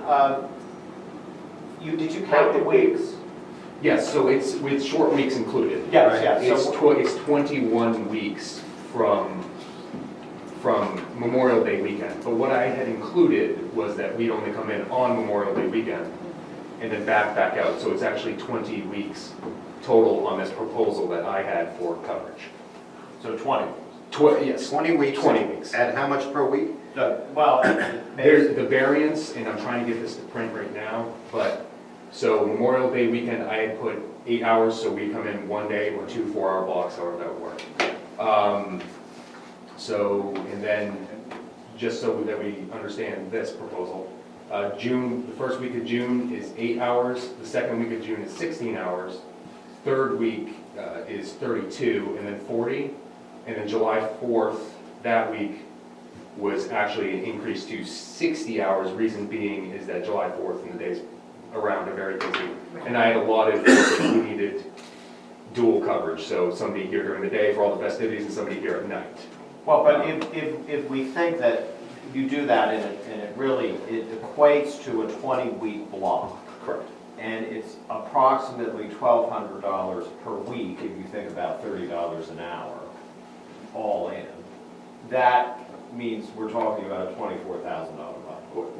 Right, well, with that, but that's at the peak season. So peak season, and this is why what I might ask that we do, and if this is okay with, obviously, the safety chair and the board, is that we revisit this once I've been able to distribute this to every single overseer, and we revisit this in March with the in-depth proposal, and I can bring 2 options to you. I can bring one that maxes out at 48 hours and one that maxes out at 40 hours a week. And then we can make a decision at that point, and you can give me whatever guidance you want in that meantime, and I will compile information so that we go forward with this without making a rash decision today. But the reality is, I think that's fine, but the reality is, if we're thinking in terms of 40-hour weeks, and we're thinking in terms of a season that encompasses somewhere around 20 hours, we're looking at a lot more money than $8,000. Right. Oh, of course, yes. So We're kind of back where we started in terms of what we believe the policing needs of the village are for the more active season far exceed the budget. And what do we do about that? I mean, that's where we are. Well, that's part of the reason why the different heads of the committees will be making recommendations to go in the annual report, so you will take that into consideration. but that's for the next. That's for the next year. Yeah. Right. So, right, it will be the safety committee, and I understand, Michael, and I appreciate the yeoman's duty you're doing, that the safety committee itself is sort of reorganizing as we speak, and that we were talking about the mission statement, et cetera. But it will be that committee's responsibility to come back to the overseers and say, here's our recommendation for police coverage in the summer of 2019, and here's what we think it will cost. We're not going to resolve that today. The open question, by the way, on the table is whether to accept the proposal to essentially job share between the two of you for this season. I think without locking down how many hours we're talking about or how many weeks we're talking about. That's the open proposal. Yeah, and I think I would make that motion that we do that because I think it gives us the flexibility we need without committing to any particular dollar. It's already been made, actually, we're in discussion. All right, I was in the back. Oh, Okay. motion second. So actually, I'd like to, Well, good, we're following the rules then. so yes, Michael, if you can sort of send around what your proposals are. Absolutely. And further discussion? Just a question for Ben. So if we end up, so the proposal that was here originally gave you a schedule of X number of hours, whatever that might have been. Does the proposal they're talking about now, which would likely present fewer hours, still work for you? It does, and one of the benefits is I live right in Belfast, so when we're talking about shorter shifts or whatever the needs of the village are, I'm happy to work around that. So yes, I would still be happy to work here if it were less hours than. Thank you, we appreciate Great, it. thank you. Vicki? And just not to do busy work, I wouldn't be in favor at this point, given the budget we have, and, you know, I'm working I'm with. sorry, Oh, I can't hear. okay, I'm sorry. I don't think 48 hours is realistic to consider this summer. It might be something the safety committee wants to consider next year, just so you don't do busy work. If anybody would like to see what 48 hours looks like, certainly jump in, but I'm suggesting don't bother with the 48 And hours. I've already done the work for the 48 hours just for wage compensation. So what I will go forward to do, not to get too far off topic, is I will propose a 40-hour week maximum at peak season for this year, and try to calculate the actual operating costs, fuel, so on and so forth, for the police department as close as possible, so we have actually fairly realistic figure. Are you going to then also show us what those hours are in a given day, what, you know? Absolutely. I've actually made a calendar that marks all the days that the police officer will be here along with variable days so that we can surprise people. Right, because we don't really want that piece of the puzzle to be out there. Right. Not that, it's a rare person who says, oh, today's Monday, I'm gonna drive like a banshee, but we want to, you know, make sure that there's that element of surprise. Great. Steve? One last comment. 40 hours is only a $3,300 increase compared to budget, Okay. just as a reference point. And may I make a couple comments about that? Sure. Ben is an excellent police officer. I mean, and he actually, in fact, for the United States Coast Guard, because he's a Coast Guard reservist, actually trains new Coast Guard Reserve law enforcement officers. So he is an incredible addition that we would have to the police department. And he's very experienced he's written police grants and other items like that. And he's an incredibly experienced police officer, and it was an absolute pleasure working with him in Belfast. And I think it will be a pleasure working with him again now. And he matches what I think we want here. So. Thank you, Dan. May we have a vote on the proposal to essentially job share with the number of hours, et cetera, to be established still between the two officers? All in favor? All opposed? Aye. And that's one opposed from Lee. Two opposed. Mike, Mike and Michael, you're both ayes? Aye. Okay, I don't know if Glenn is still with us. I think we lost. I'm going to abstain because I'm not really sure where the money's coming, job share. But we only had $8,100 a month. Got it. So I'm that just abstaining. abstain for Mike Lennon. Thank you. Michael Terrell, you want to continue? I do, yeah, thank you. And thank you, Michael, for those comments. Michael has prepared an analysis and some spreadsheets, et cetera, and I asked him not to speak to wouldn't speak today, but I'm glad we did, thinking that the safety committee had to look at this further and understand the context. But I'm glad this came up, and since it presents somewhat of a transition to what we want to talk about, I think, picking up from the last conversation we had at the last overseer meeting, looking at the role and scope and perhaps transition around the definition of the safety. I had sent through to everyone and this isn't about necessarily wordsmithing a mission statement.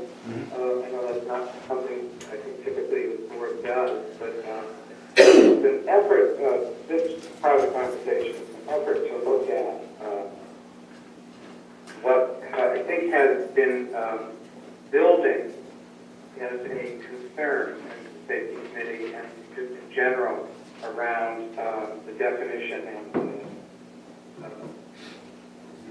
how the safety committee goes about a function and a focus that's around advisory and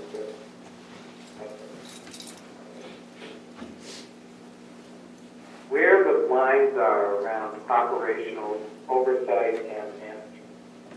So you folks have what I sent as a proposed draft, and then I sent it along to some hypotheticals that raise, I think, in real, in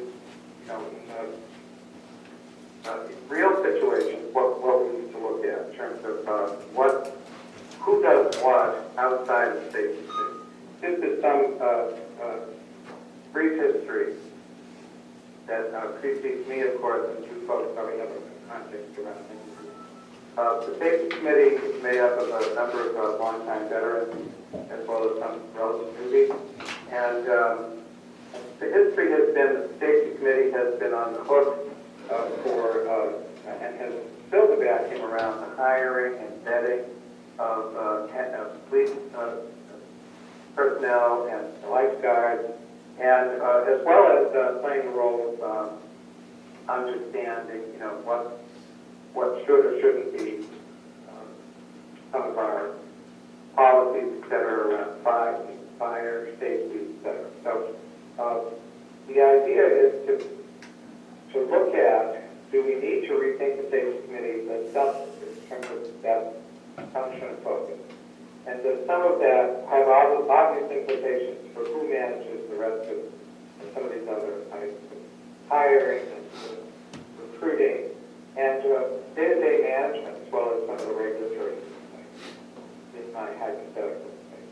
So I'll just have that as a kind of introductory comment, open up the conversation. I think reminder to everyone that we're picking up from where we left off in the last meeting. Conversation around the table. Any responses to Mr. Terrell? Steve? Hey, Michael, it's Steve. I think there's no question that the day-to-day oversight should not belong to the safety committee.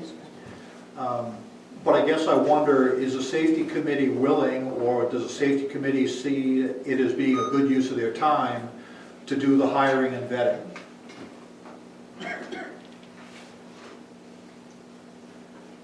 And I don't need an answer, that's really just a question. So we can fund anything. We can raise taxes and pay to bring somebody in to do whatever it is we need to do.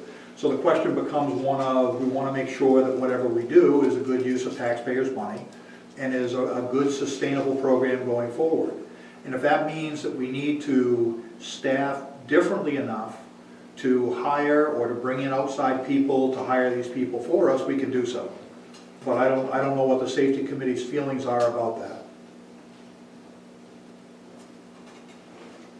Michael, this is Jeffrey, and correct me if I'm wrong, but my sense from the last safety committee meeting was that particularly the veteran members of the committee, some of whom have been doing this for a long time and we owe a great debt of gratitude to, are comfortable with the notion of vetting and hiring and interviewing. They're comfortable with that part of the process. It's the day-to-day ongoing management that they would like not to be involved with anymore. Is that a correct reflection, Michael? Well, I think that maybe it gets close. The issue, I think, comes down to, if you look at this year, the conversation about, we've been lucky to have lifeguards. That's going forward as well. We have repeats. But remember last winter, of course, again, a lot of us preseason games. I remember last winter, or the winter before, we were in the middle of a winter where we had no life. And so there was a scramble. And then we had the police coverage issues as well, so there was a scramble there. So I don't know that the hiring is going to take is a big one. And,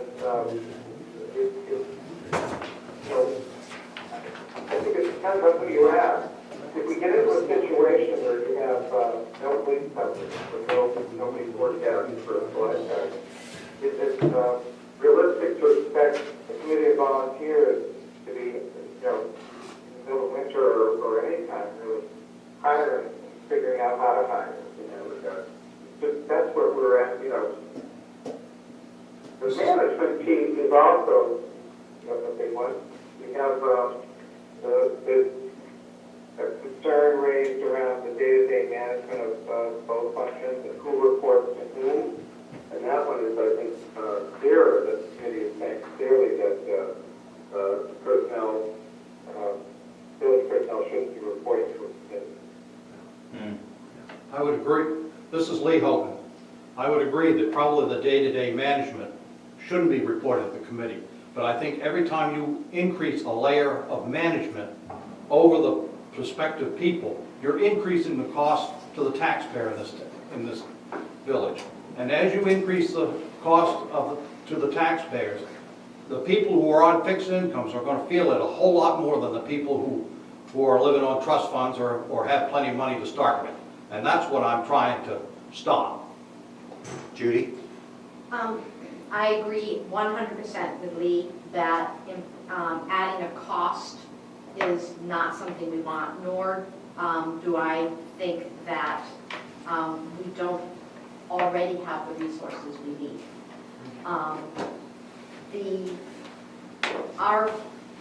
In my view, and I said this last month and Steve disagreed with me somewhat, but in my view, our bylaws identify our village agent as the daily operator of this organization. Our bylaws do not identify an office manager. We've been very fortunate over the years to have extraordinary office managers who work in sync with Bill, and I hope that one day we'll get someone as great as Amy.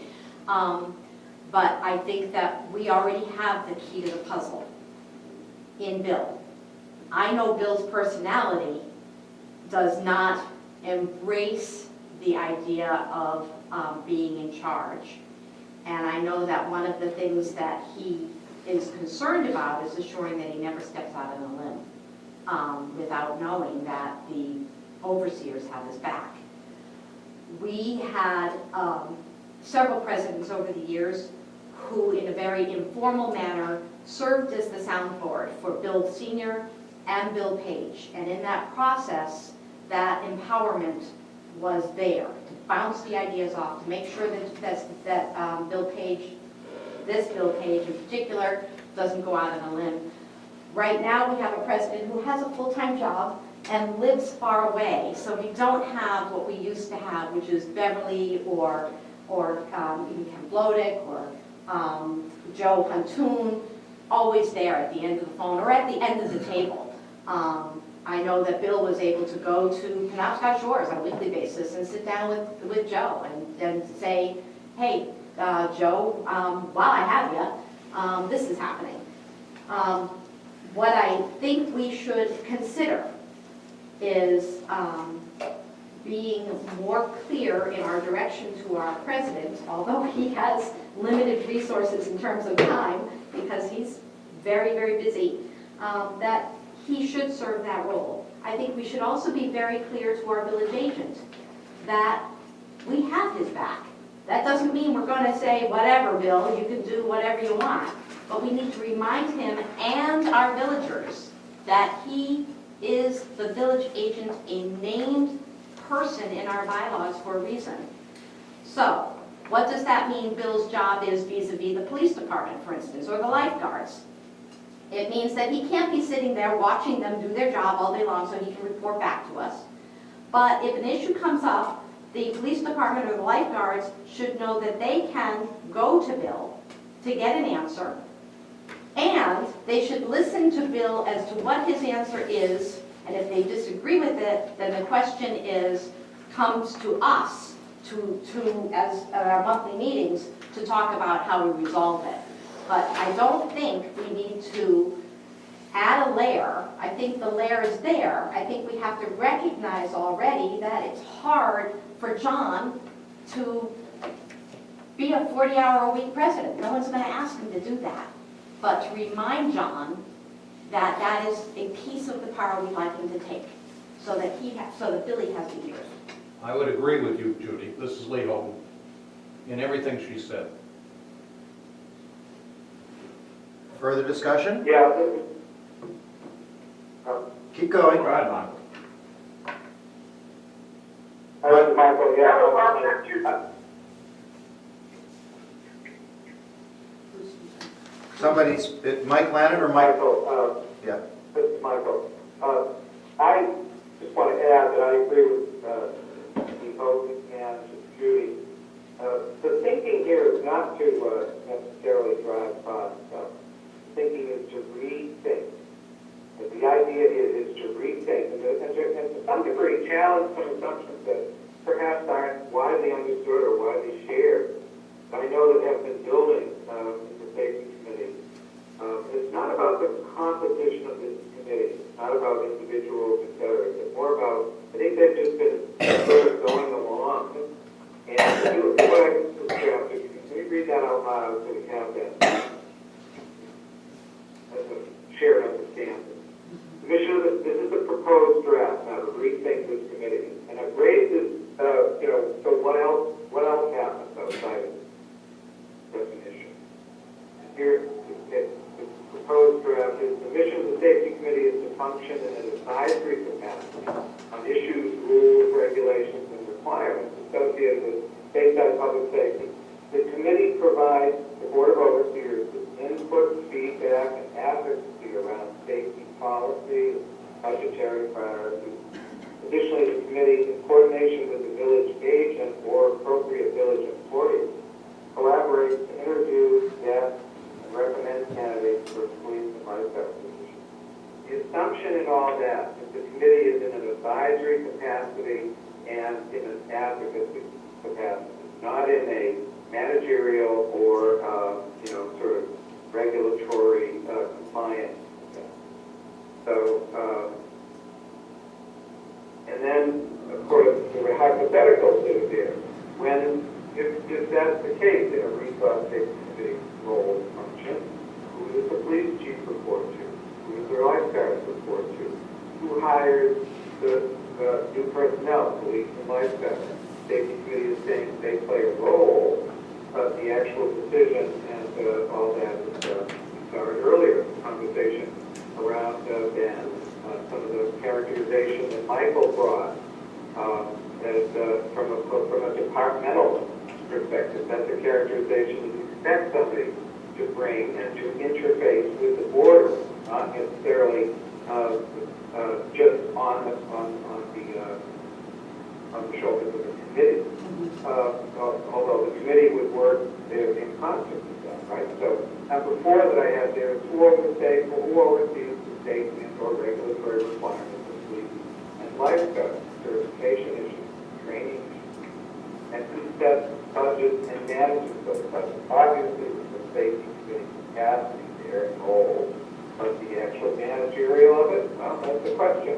I think that's where there's just important lines to draw. And then there's an idea that's been floated, I think that's been around a complaint process and managing a complaint process so that these complaints that do come in, especially at the height of the season, who handles them, and how are they vetted through the safety committee and then up to the Board of Overseers.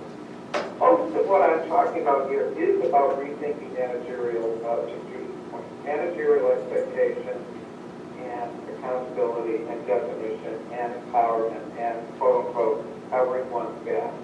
I don't see much of any of this really being about let's secretly somehow drive costs. So I just want to, I think it's about maybe having some things on the table. Now, obviously, too, I put in here in this note that the questions here do have implications for the village agent about how maybe that role has now perhaps made the safety committee issue we're pulling on a thread here that is a bigger thing to be we looked at revolving around the village agent's role in the active management of some of this, and some of, maybe there's an additional thing that needs to be considered, so that some of what Bill does is handled in a different capacity. And there are people around that think that maybe we're at a place where this does get into a little bit of additional cost, so let me just put a caveat. I'm not proposing anything. I want to have a full conversation around all these issues and use this as an opportunity to do so.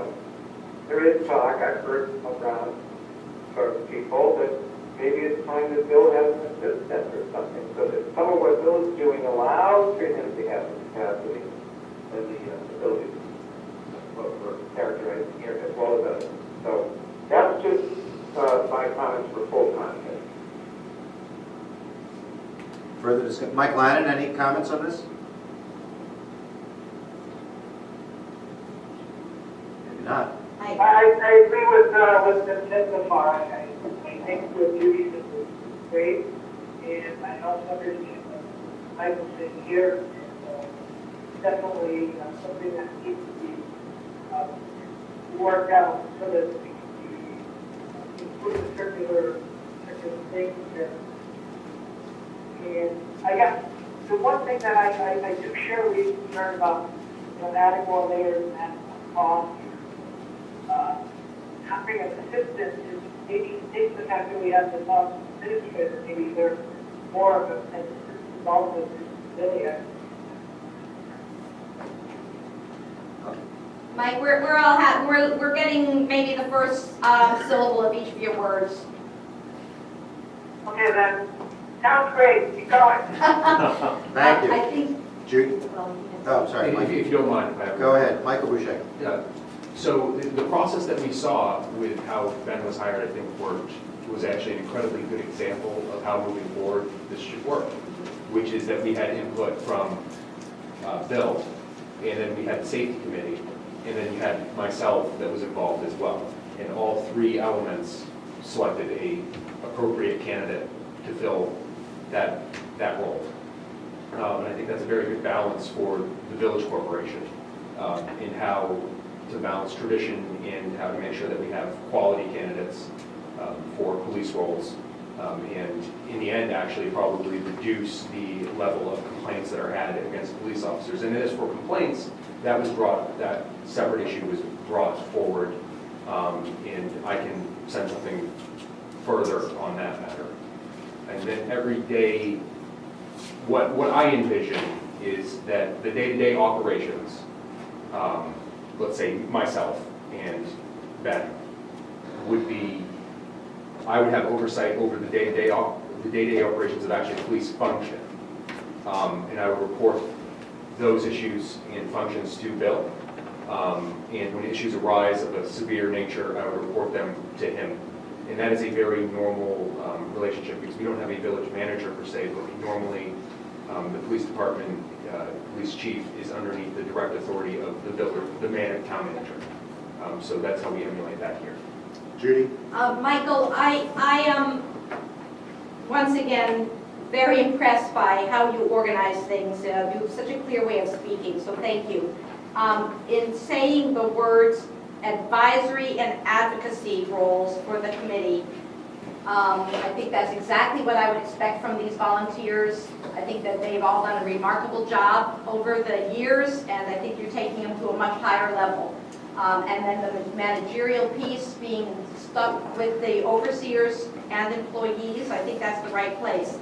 In particular, I think that the complaint process, that the committee members need to be insulated from and protected from the slings and arrows of contempt that are thrown at them on a regular basis simply because they happen to be committee members. And so I would like it to be very clear that if someone has an issue with our police department and they don't feel the police department has done their job, that's got to come in the first instance to the village agent with the help of the president, and in the second instance to the overseers and fleshed out.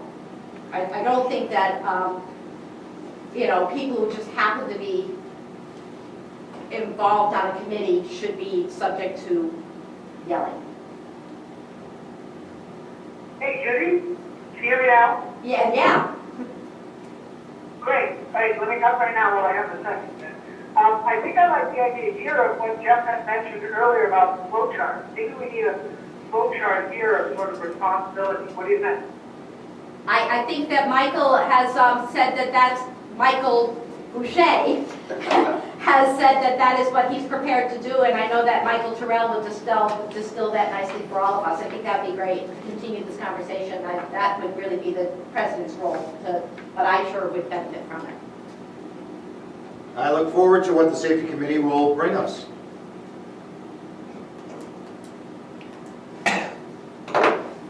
Anything else? I'm sorry, I'm not following that last comment. What the safety committee will bring. Well, I mean, it sounds like it sounds like some sort of a flow chart or plan is coming forth.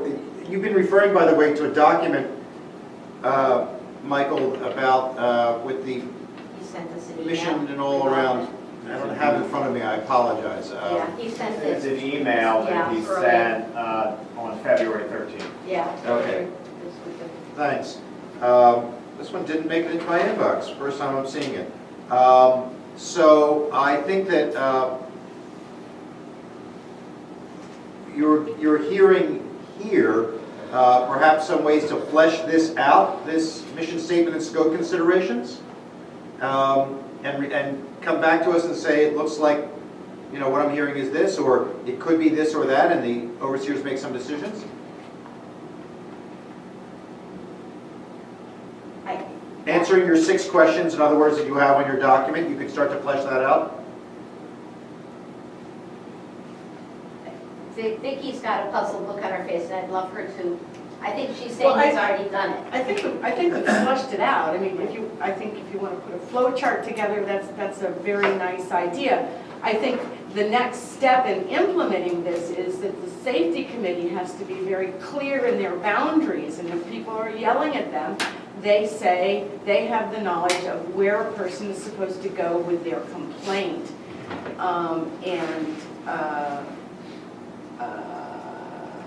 And also the people that are receiving complaints, be it the police officers or the lifeguards, have a system to report a complaint that they've been given.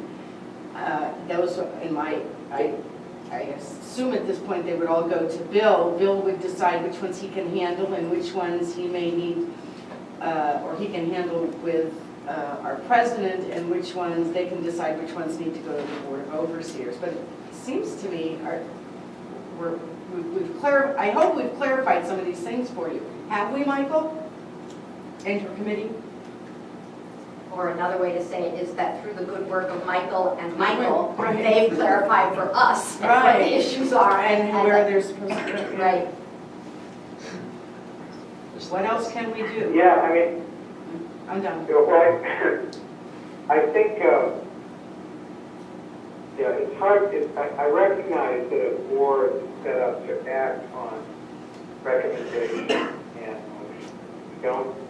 We don't have that here. Yes, but we do have,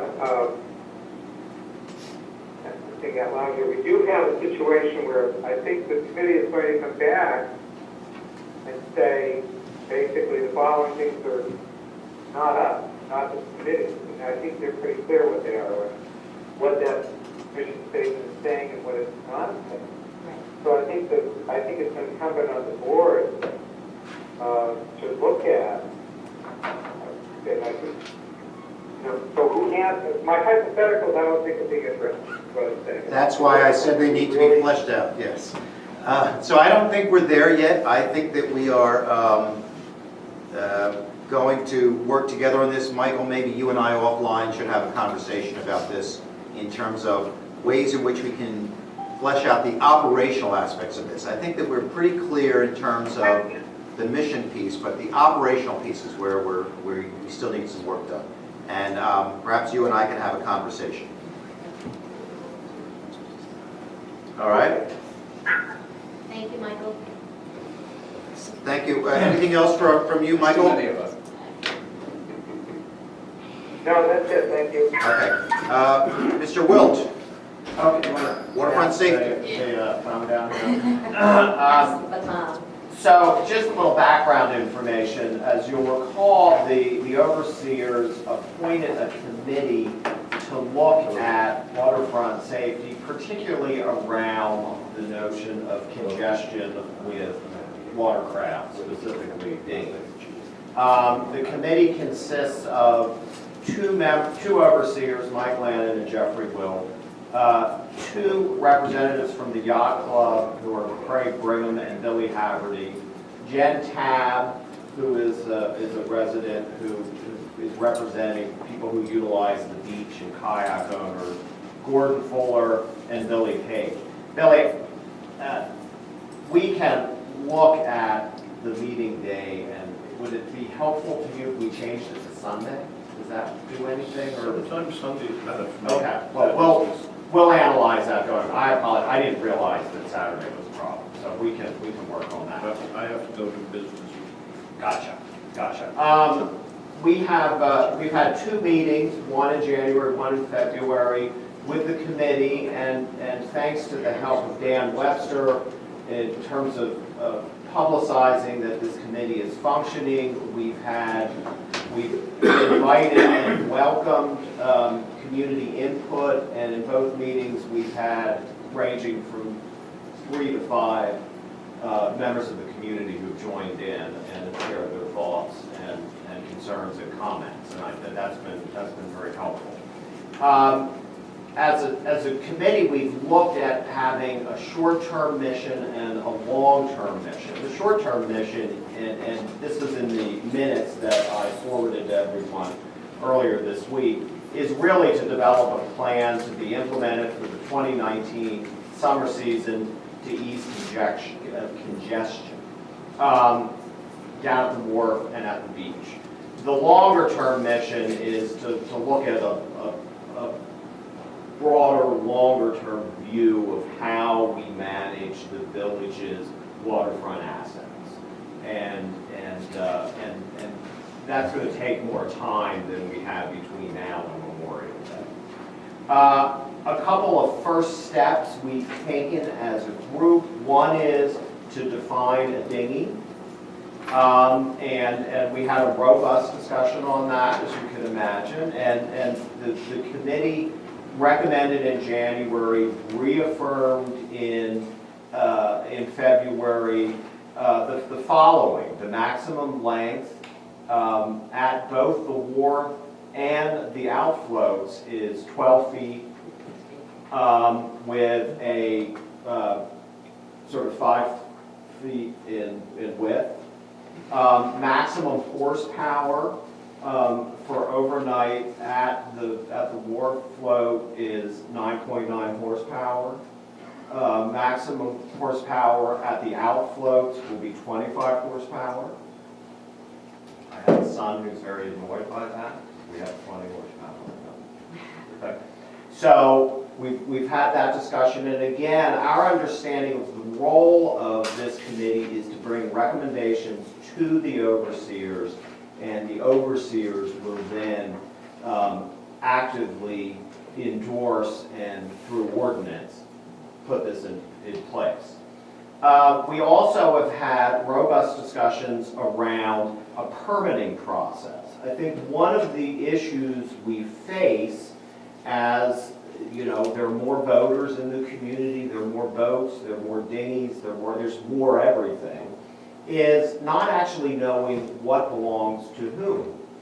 And the idea is to have a permitting process that would allow us to understand who owns which watercraft, but it also will allow us to get an agreement from those owners as part of the permitting process that they understand the rules. We have a set of waterfront rules that are really pretty comprehensive and make good sense. Our sense is people don't know about them necessarily. So we're looking at putting a process in place where if I come in here and do the paperwork for a permit, I have to sign off and say I have the rules, I understand the rules, and I accept the rules. Now, you know, one of the things that looms large in the background of all these discussions is enforcement.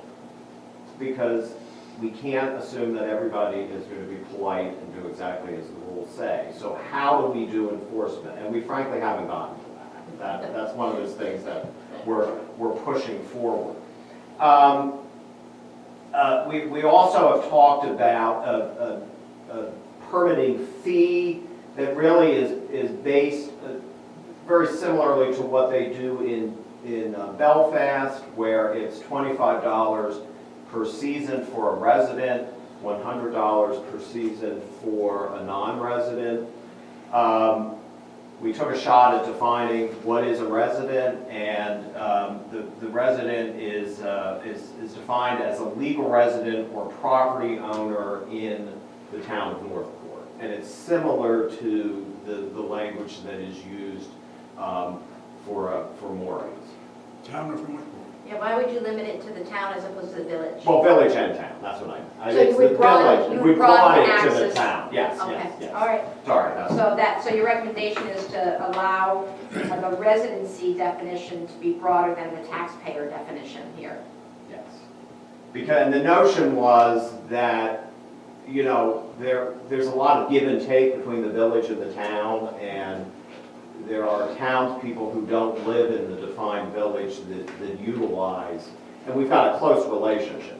To be awful careful of the definition of resident, because it is taken as a registered voter, and most of us who pay taxes here in Bayside are not registered voters. But, or property owner. I would like to bring up the fact that several times in the past, when we've needed help to fix the dock or our facilities there that deal with yachts and boats, the town has kicked in some money. Right. Yeah. On the excise tax. Yeah, and we probably should include them, as you have, Yeah. because of that. Yeah. Vicki? I would just say, and one dinghy per resident. No, you know, I can be a resident and Per have 5 household? dinghy. Per household? I don't know, however you want to say, Well, we but haven't, if I'm a resident One and I permit pay per my, dinghy. I mean, I got 5 dinghies, I get 5 permits? I don't think so, I think 1 dinghy, but that's up to the committee to decide. That's a good point. That's a good point. We haven't really thought. I think one per household should be sufficient, even if, you know, we have some families fortunate enough to have a couple boats. Yeah. That's a rarity. I think that's a really good point. What about households without water? Your second cost. beg your pardon? Households without boats, are they allowed to get a permit? If you have a dinghy or a kayak or I can What if go I have a out. renter who has a kayak? Can I give you my Well, permit? so, haven't flushed that out yet, and a question we've talked about, particularly when we start talking about kayaks and paddle boards and things that tend to live on the beach, and is how do we manage that vis-a-vis renters? How do we manage that vis-a-vis the commercial enterprises that rent kayaks? And that's a more complicated piece of this puzzle, and how do we communicate all of that? So we're not quite there yet.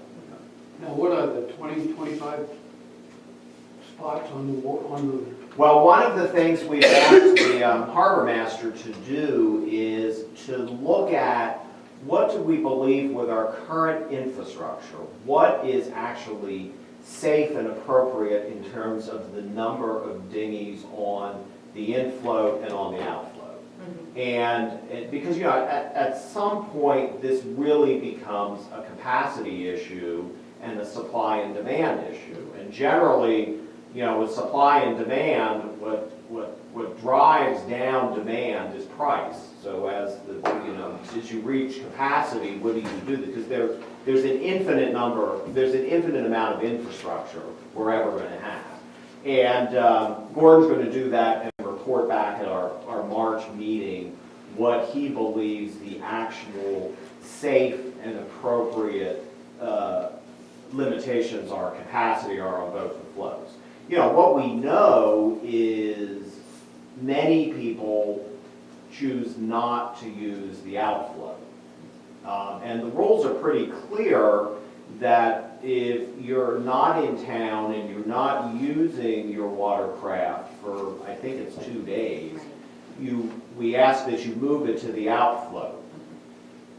Sometimes that happens, often it doesn't. So again, this is about getting people to understand the rules as they exist. So it's under getting people to feel pain when they screw it up and do it wrong. Well, and again, that's where we come to how do you do enforcement. So you're going to hear more on that. Now, we have some questions as a group that I'd like to put on the table for the overseers. One is, how do we go about communicating to the public, inviting input and comment before anything is adopted? So we have some ideas of once something's adopted, you send it with the water bill. What we do is, we do it very poorly. Well, okay, well, we'd like to do it better than poorly, maybe Well, get poorly to good. I think in this context, particularly since the enforcement piece is going to be an important piece of the ultimate process, it has to be in the form of an ordinance, and so you have to have a public hearing. Okay, so we will have to think about how and when to do Right, a which public means you have to hearing. publish, Yeah. And then thinking about a permitting process that involves a user fee, is that adopted through an ordinance by the overseers, or does it need, because it involves a user fee and money, does it need to go to the annual meeting? Offline, Gordon asked me that question, and my instinct in the first instance was that we had no authority to do user fees at all, because Section 2 of our charter says the way we raise money is through taxes. And so I thought that was a death knell to that option. I did some investigation, particularly with my partners who represent other towns, saying, how do we get away with charging user fees in other towns? All these ordinances say the same thing. All these charters say the same thing, and they satisfied me that we can do it. We can, and that it is better to have that part of the annual warrant. We absolutely can adopt user fees, but we should do it at the annual meeting. User fees or taxes. Only for those who participate, though. Right, they're different from taxes because they're not dispersed equally across the mill rate. And we have user fees for the community hall. Those are user fees. Yeah, that's rent. So the recommendation is that this is something that it would be done at the annual meeting. Now, we're that because we would like to be in a position to start a permitting process for this season, because it really does allow us to start to get our arms around what is out there. Being cautious around the budget, I mean, there's a cost to this. I mean, printing little permits and doing that. So something we need to give some consideration if we would like to do a permitting process for this season, which happens in advance of the annual meeting.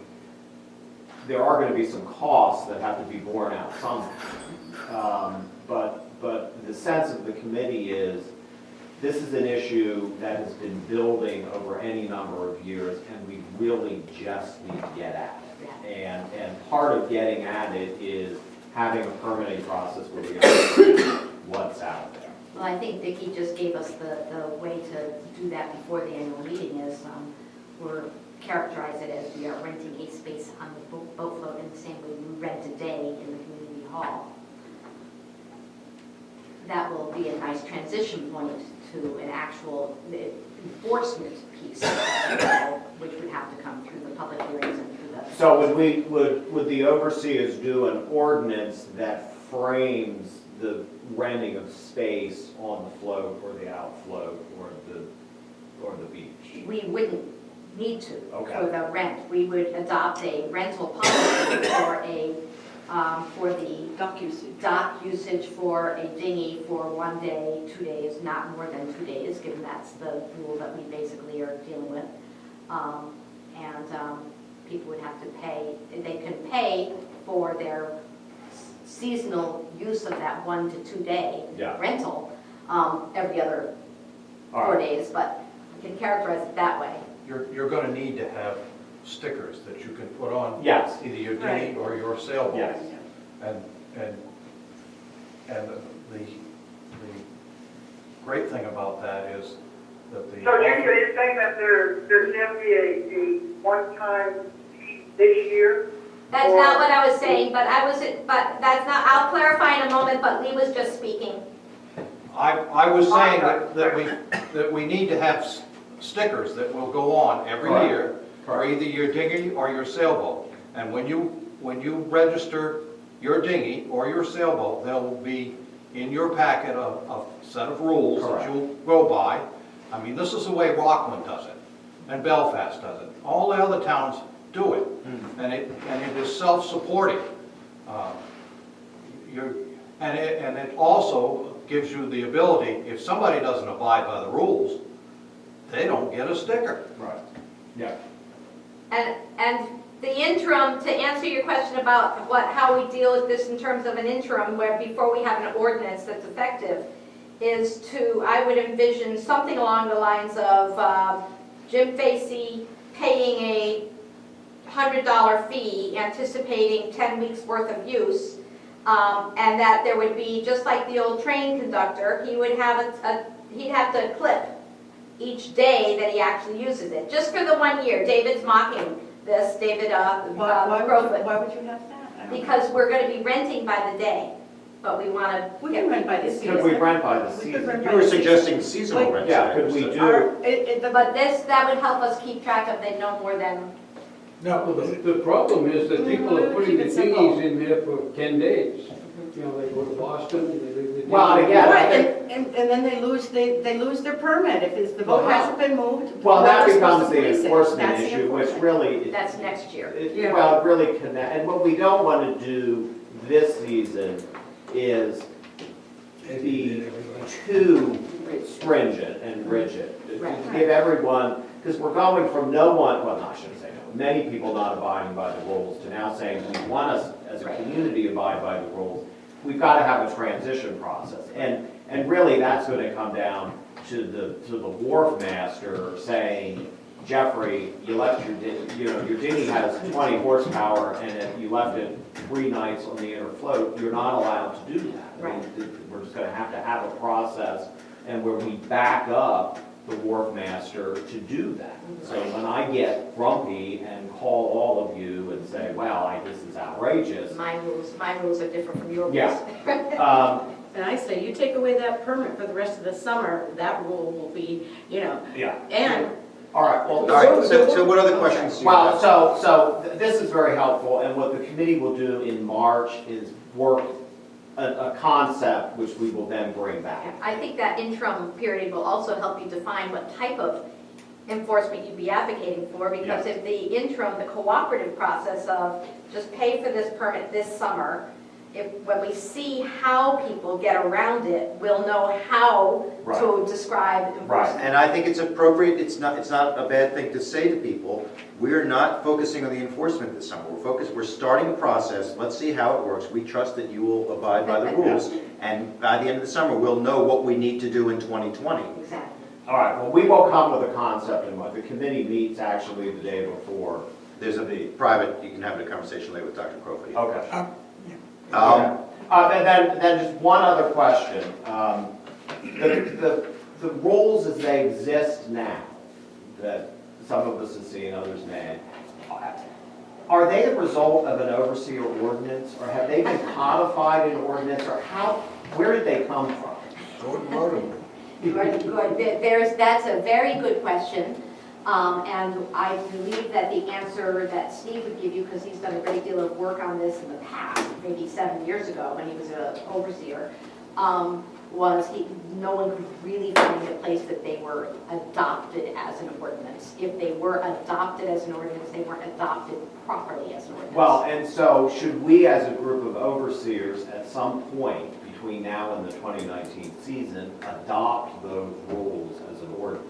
So it, Well, propose them to the which we board. can do, yeah, but, But Right. we would need to have a public hearing. okay. Right, so that could all happen, and at some point, it's going to become an ordinance, whether it happens by the annual meeting or after, I think. All right. It's due to become an ordinance. So Judy, you and I might need to get some off Happy to, sidebar time, just Yeah. so I can understand the public hearing part happy of to get this. help, yeah. All right. That's it? Thank you, Jeffrey. Town of Northport issues? Well, this would come under the Nordic farm thing also. Kim Tucker was the attorney that came and spoke to us, and I don't remember the gentleman's name. And the next day, David was, okay, the next day I went to the town of Northport meeting, and they spoke there also. I found both presentations to be extremely informative, certainly changed my opinion. What the selectmen, are they selectmen in the town of Northport? Yes. What the question they asked that we didn't ask when they were here was, you know, what do you want from us? And at that time, Kim Tucker had said, we would like you to send a letter to the BEP or the DEP, whichever group, telling them that you want a seat at the table because this whole proposal is going through land that belongs to our residents. At this meeting also, there were 4 or 5 people that were also village residents, and you know, and a few others that I was not familiar with. Anyway, and so it's not such a timely request at this point, but at that point, I contacted John and said, can we do this to be supportive? I spoke with her afterwards. John wasn't comfortable at that time doing it without the overseer's approval, and it has since moved on. I emailed Mike Lannon because he has his finger on the pulse of this whole thing. Things have changed a bit. So what I would like to propose is that, make a motion that when the need arises, again, that we empower John to write a letter on behalf of the residents and the overseers for the village corporation, that, you know, our residents are involved in this also, and we want them to take note of that. second. Any discussion? Yeah, what's this letter gonna entail? All it's going to entail is that we want them to recognize that the residents of the village of Northport will be impacted by whatever they decide with this, with the Nordic salmon farm. We're not necessarily, we're not taking a position for or against the farm. We just want them to know that it is not just the residents of Belfast who have a vested interest in the water quality, the quality of the mud flats, or, you know, whatever is happening. Judy? I support the motion because the information we've been getting so far has been through advocates such as Ms. Tucker and Mr. Lozzi, reading the newspapers ourselves, and all of that is after the fact. And what I want this letter to say is, when something is submitted to BEP or to DEP or to anybody, that we receive what it is they're receiving so that then we can see it on our own and react to it in a timely manner. It's a Okay. request essentially for I standard. agree with that. Yeah, I'm uncomfortable with the notion of an open Yeah, letter from me, and I especially don't feel that I can speak on behalf of the residents of Bayside. I can speak on behalf of the Board of Overseers. overseers. But I'm not comfortable saying I speak for the residents. There may be residents here who are completely the other side of the issue, and I don't know. Yeah, well, again, we're not taking But this this isn't taking sides. Good advocating for again. Good Exactly. advocating for the That's why I think that, strictly established standards.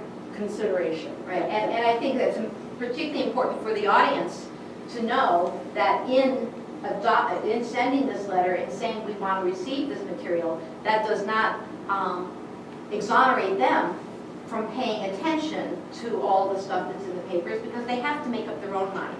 We as the village board, do need to play a role in terms of understanding the impact of that outfall pipe on our outfall pipe and what's going to go into the bay. But for a village resident to say, oh, well, I don't have to worry about Nordic Farms because John's writing a letter, they shouldn't get that message. I think I should draft a letter and submit it to this group for approval, because you may be uncomfortable with certain language I use, or you may feel that I'm not expressing it the way you would like it expressed.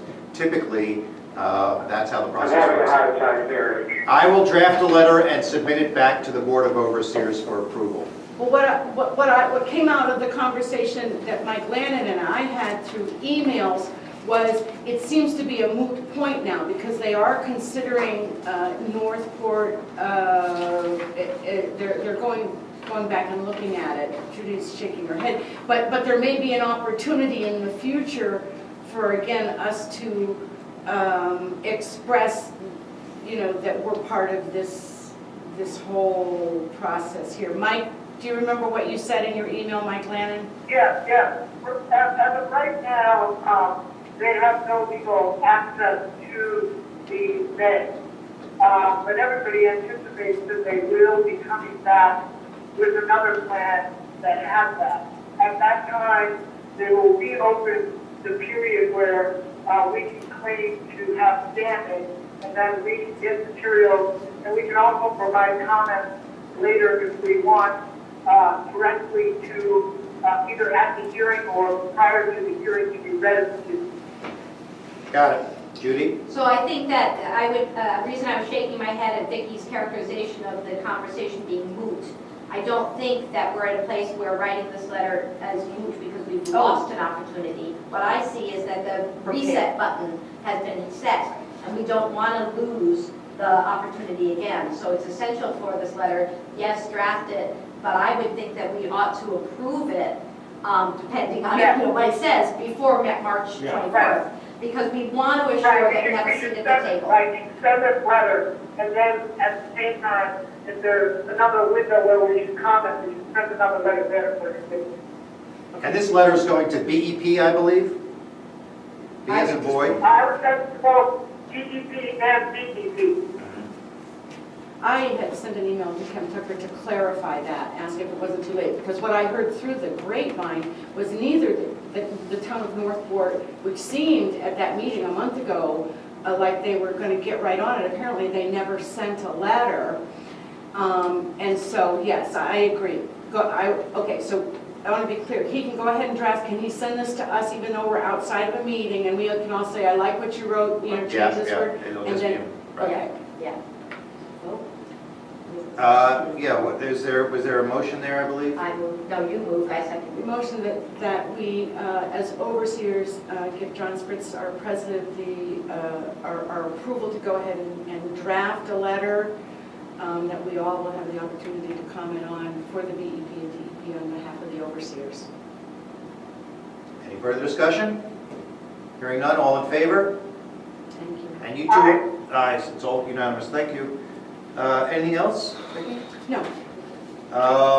Any comments by meeting attendees on agenda items? I have one thing that I would like to talk about, and that is, at least who I think is my most favorite overseer. And Can't hear. He's walking around. I'm walking around because I have this to present to Judy. Dick is giving a gift to Judy. It's a lamp. Judy. Oh, you're so dear. And I'll even plug it in so you can Is see. that a law office?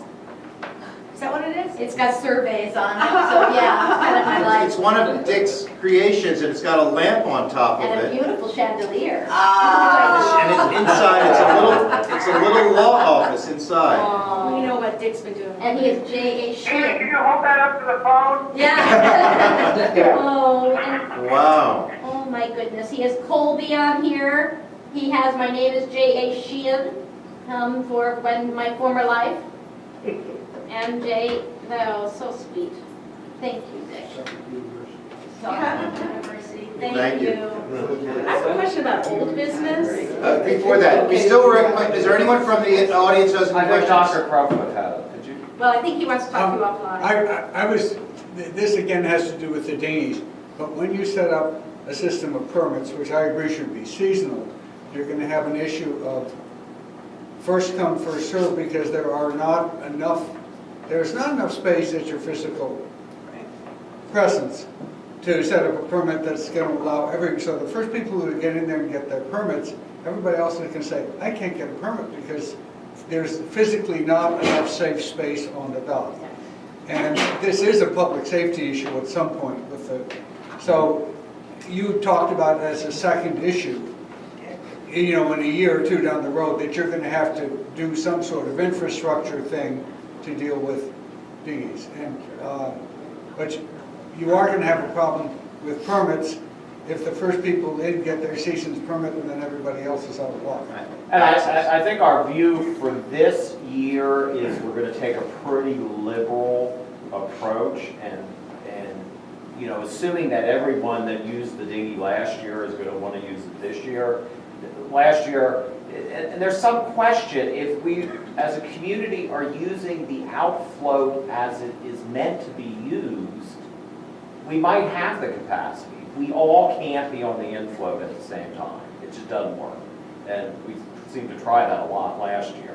But I think this year, we're going to be pretty liberal, so so if someone shows up in July and says, I need a permit, we're not going to say, sorry, you missed the opportunity. Well, the permit is basically going to allow them to use the float if there is space. Is that correct? Yes. It doesn't guarantee them. You might think about the outer flow being less costly for the permit than the inner flow.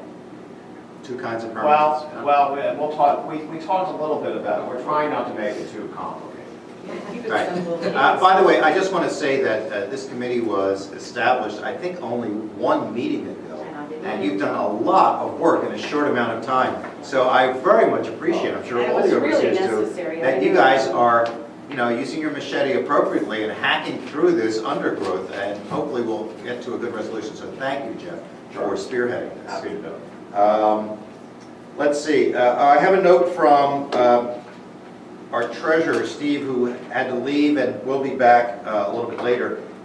In the afternoon, he and I and Dr. Crowfoot will be interviewing some of the candidates for the position to replace Amy. And No one can replace him. I agree. I need a motion to approve a rate of pay for that position. And we're suggesting $15 an hour currently. And we hope that there's a motion to that effect. So moved by Vicki and seconded by Jeffrey. Any discussion on that? All in favor? Aye. Aye, good to hear. Thank you. I have a question, old business. Yes, Has there been no movement on that piece of property where the gentleman wanted to buy the building property? Nothing's been, nobody's heard I've anything? heard absolutely nothing from the lawyer. Okay, just was, Was December that they were here? No, I think it more was like November. November. I've heard nothing from them since.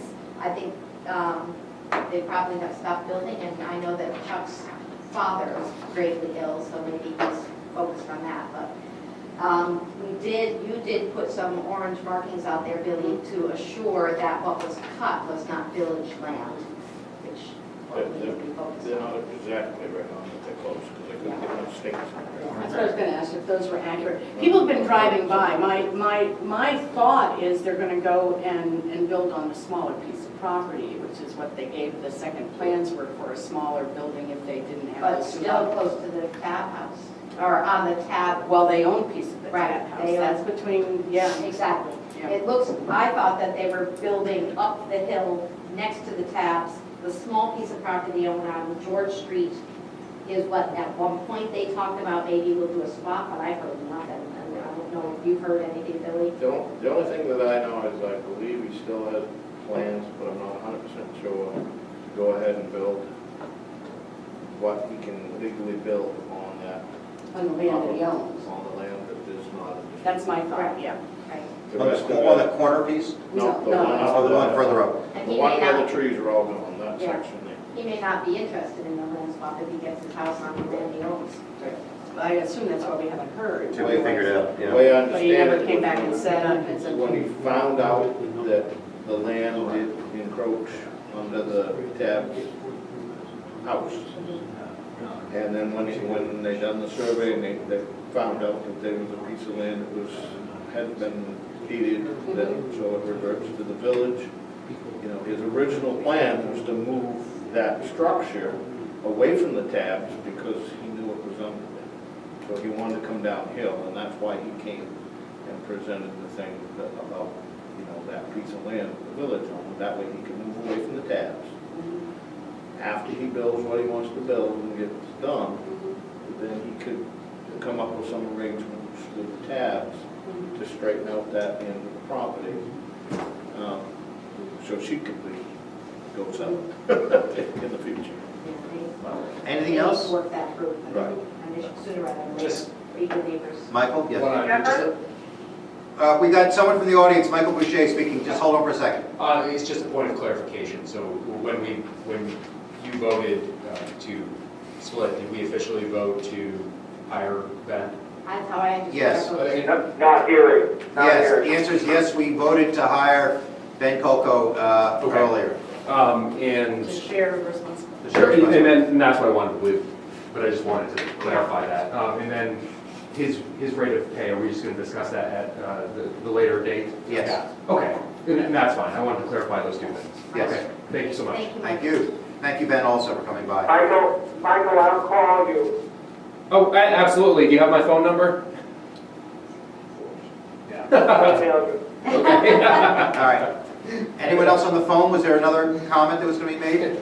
Michael Landon was talking. Michael? Yes, Jeffrey, are you going to change the water pump station committee meeting to Saturday? Those- What I need to do is, so we're scheduled to meet the Saturday before the overseers meet in March, which would be the 23rd. I just need to circulate something to the committee to see if Sunday works.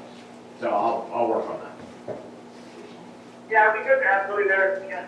Yeah, I agree. Our next meeting then is 9 o'clock on Sunday, March 24th. I appreciate everybody's staying power. Thank you very much. This meeting is adjourned. Thank you. Thank you. Bye, guys.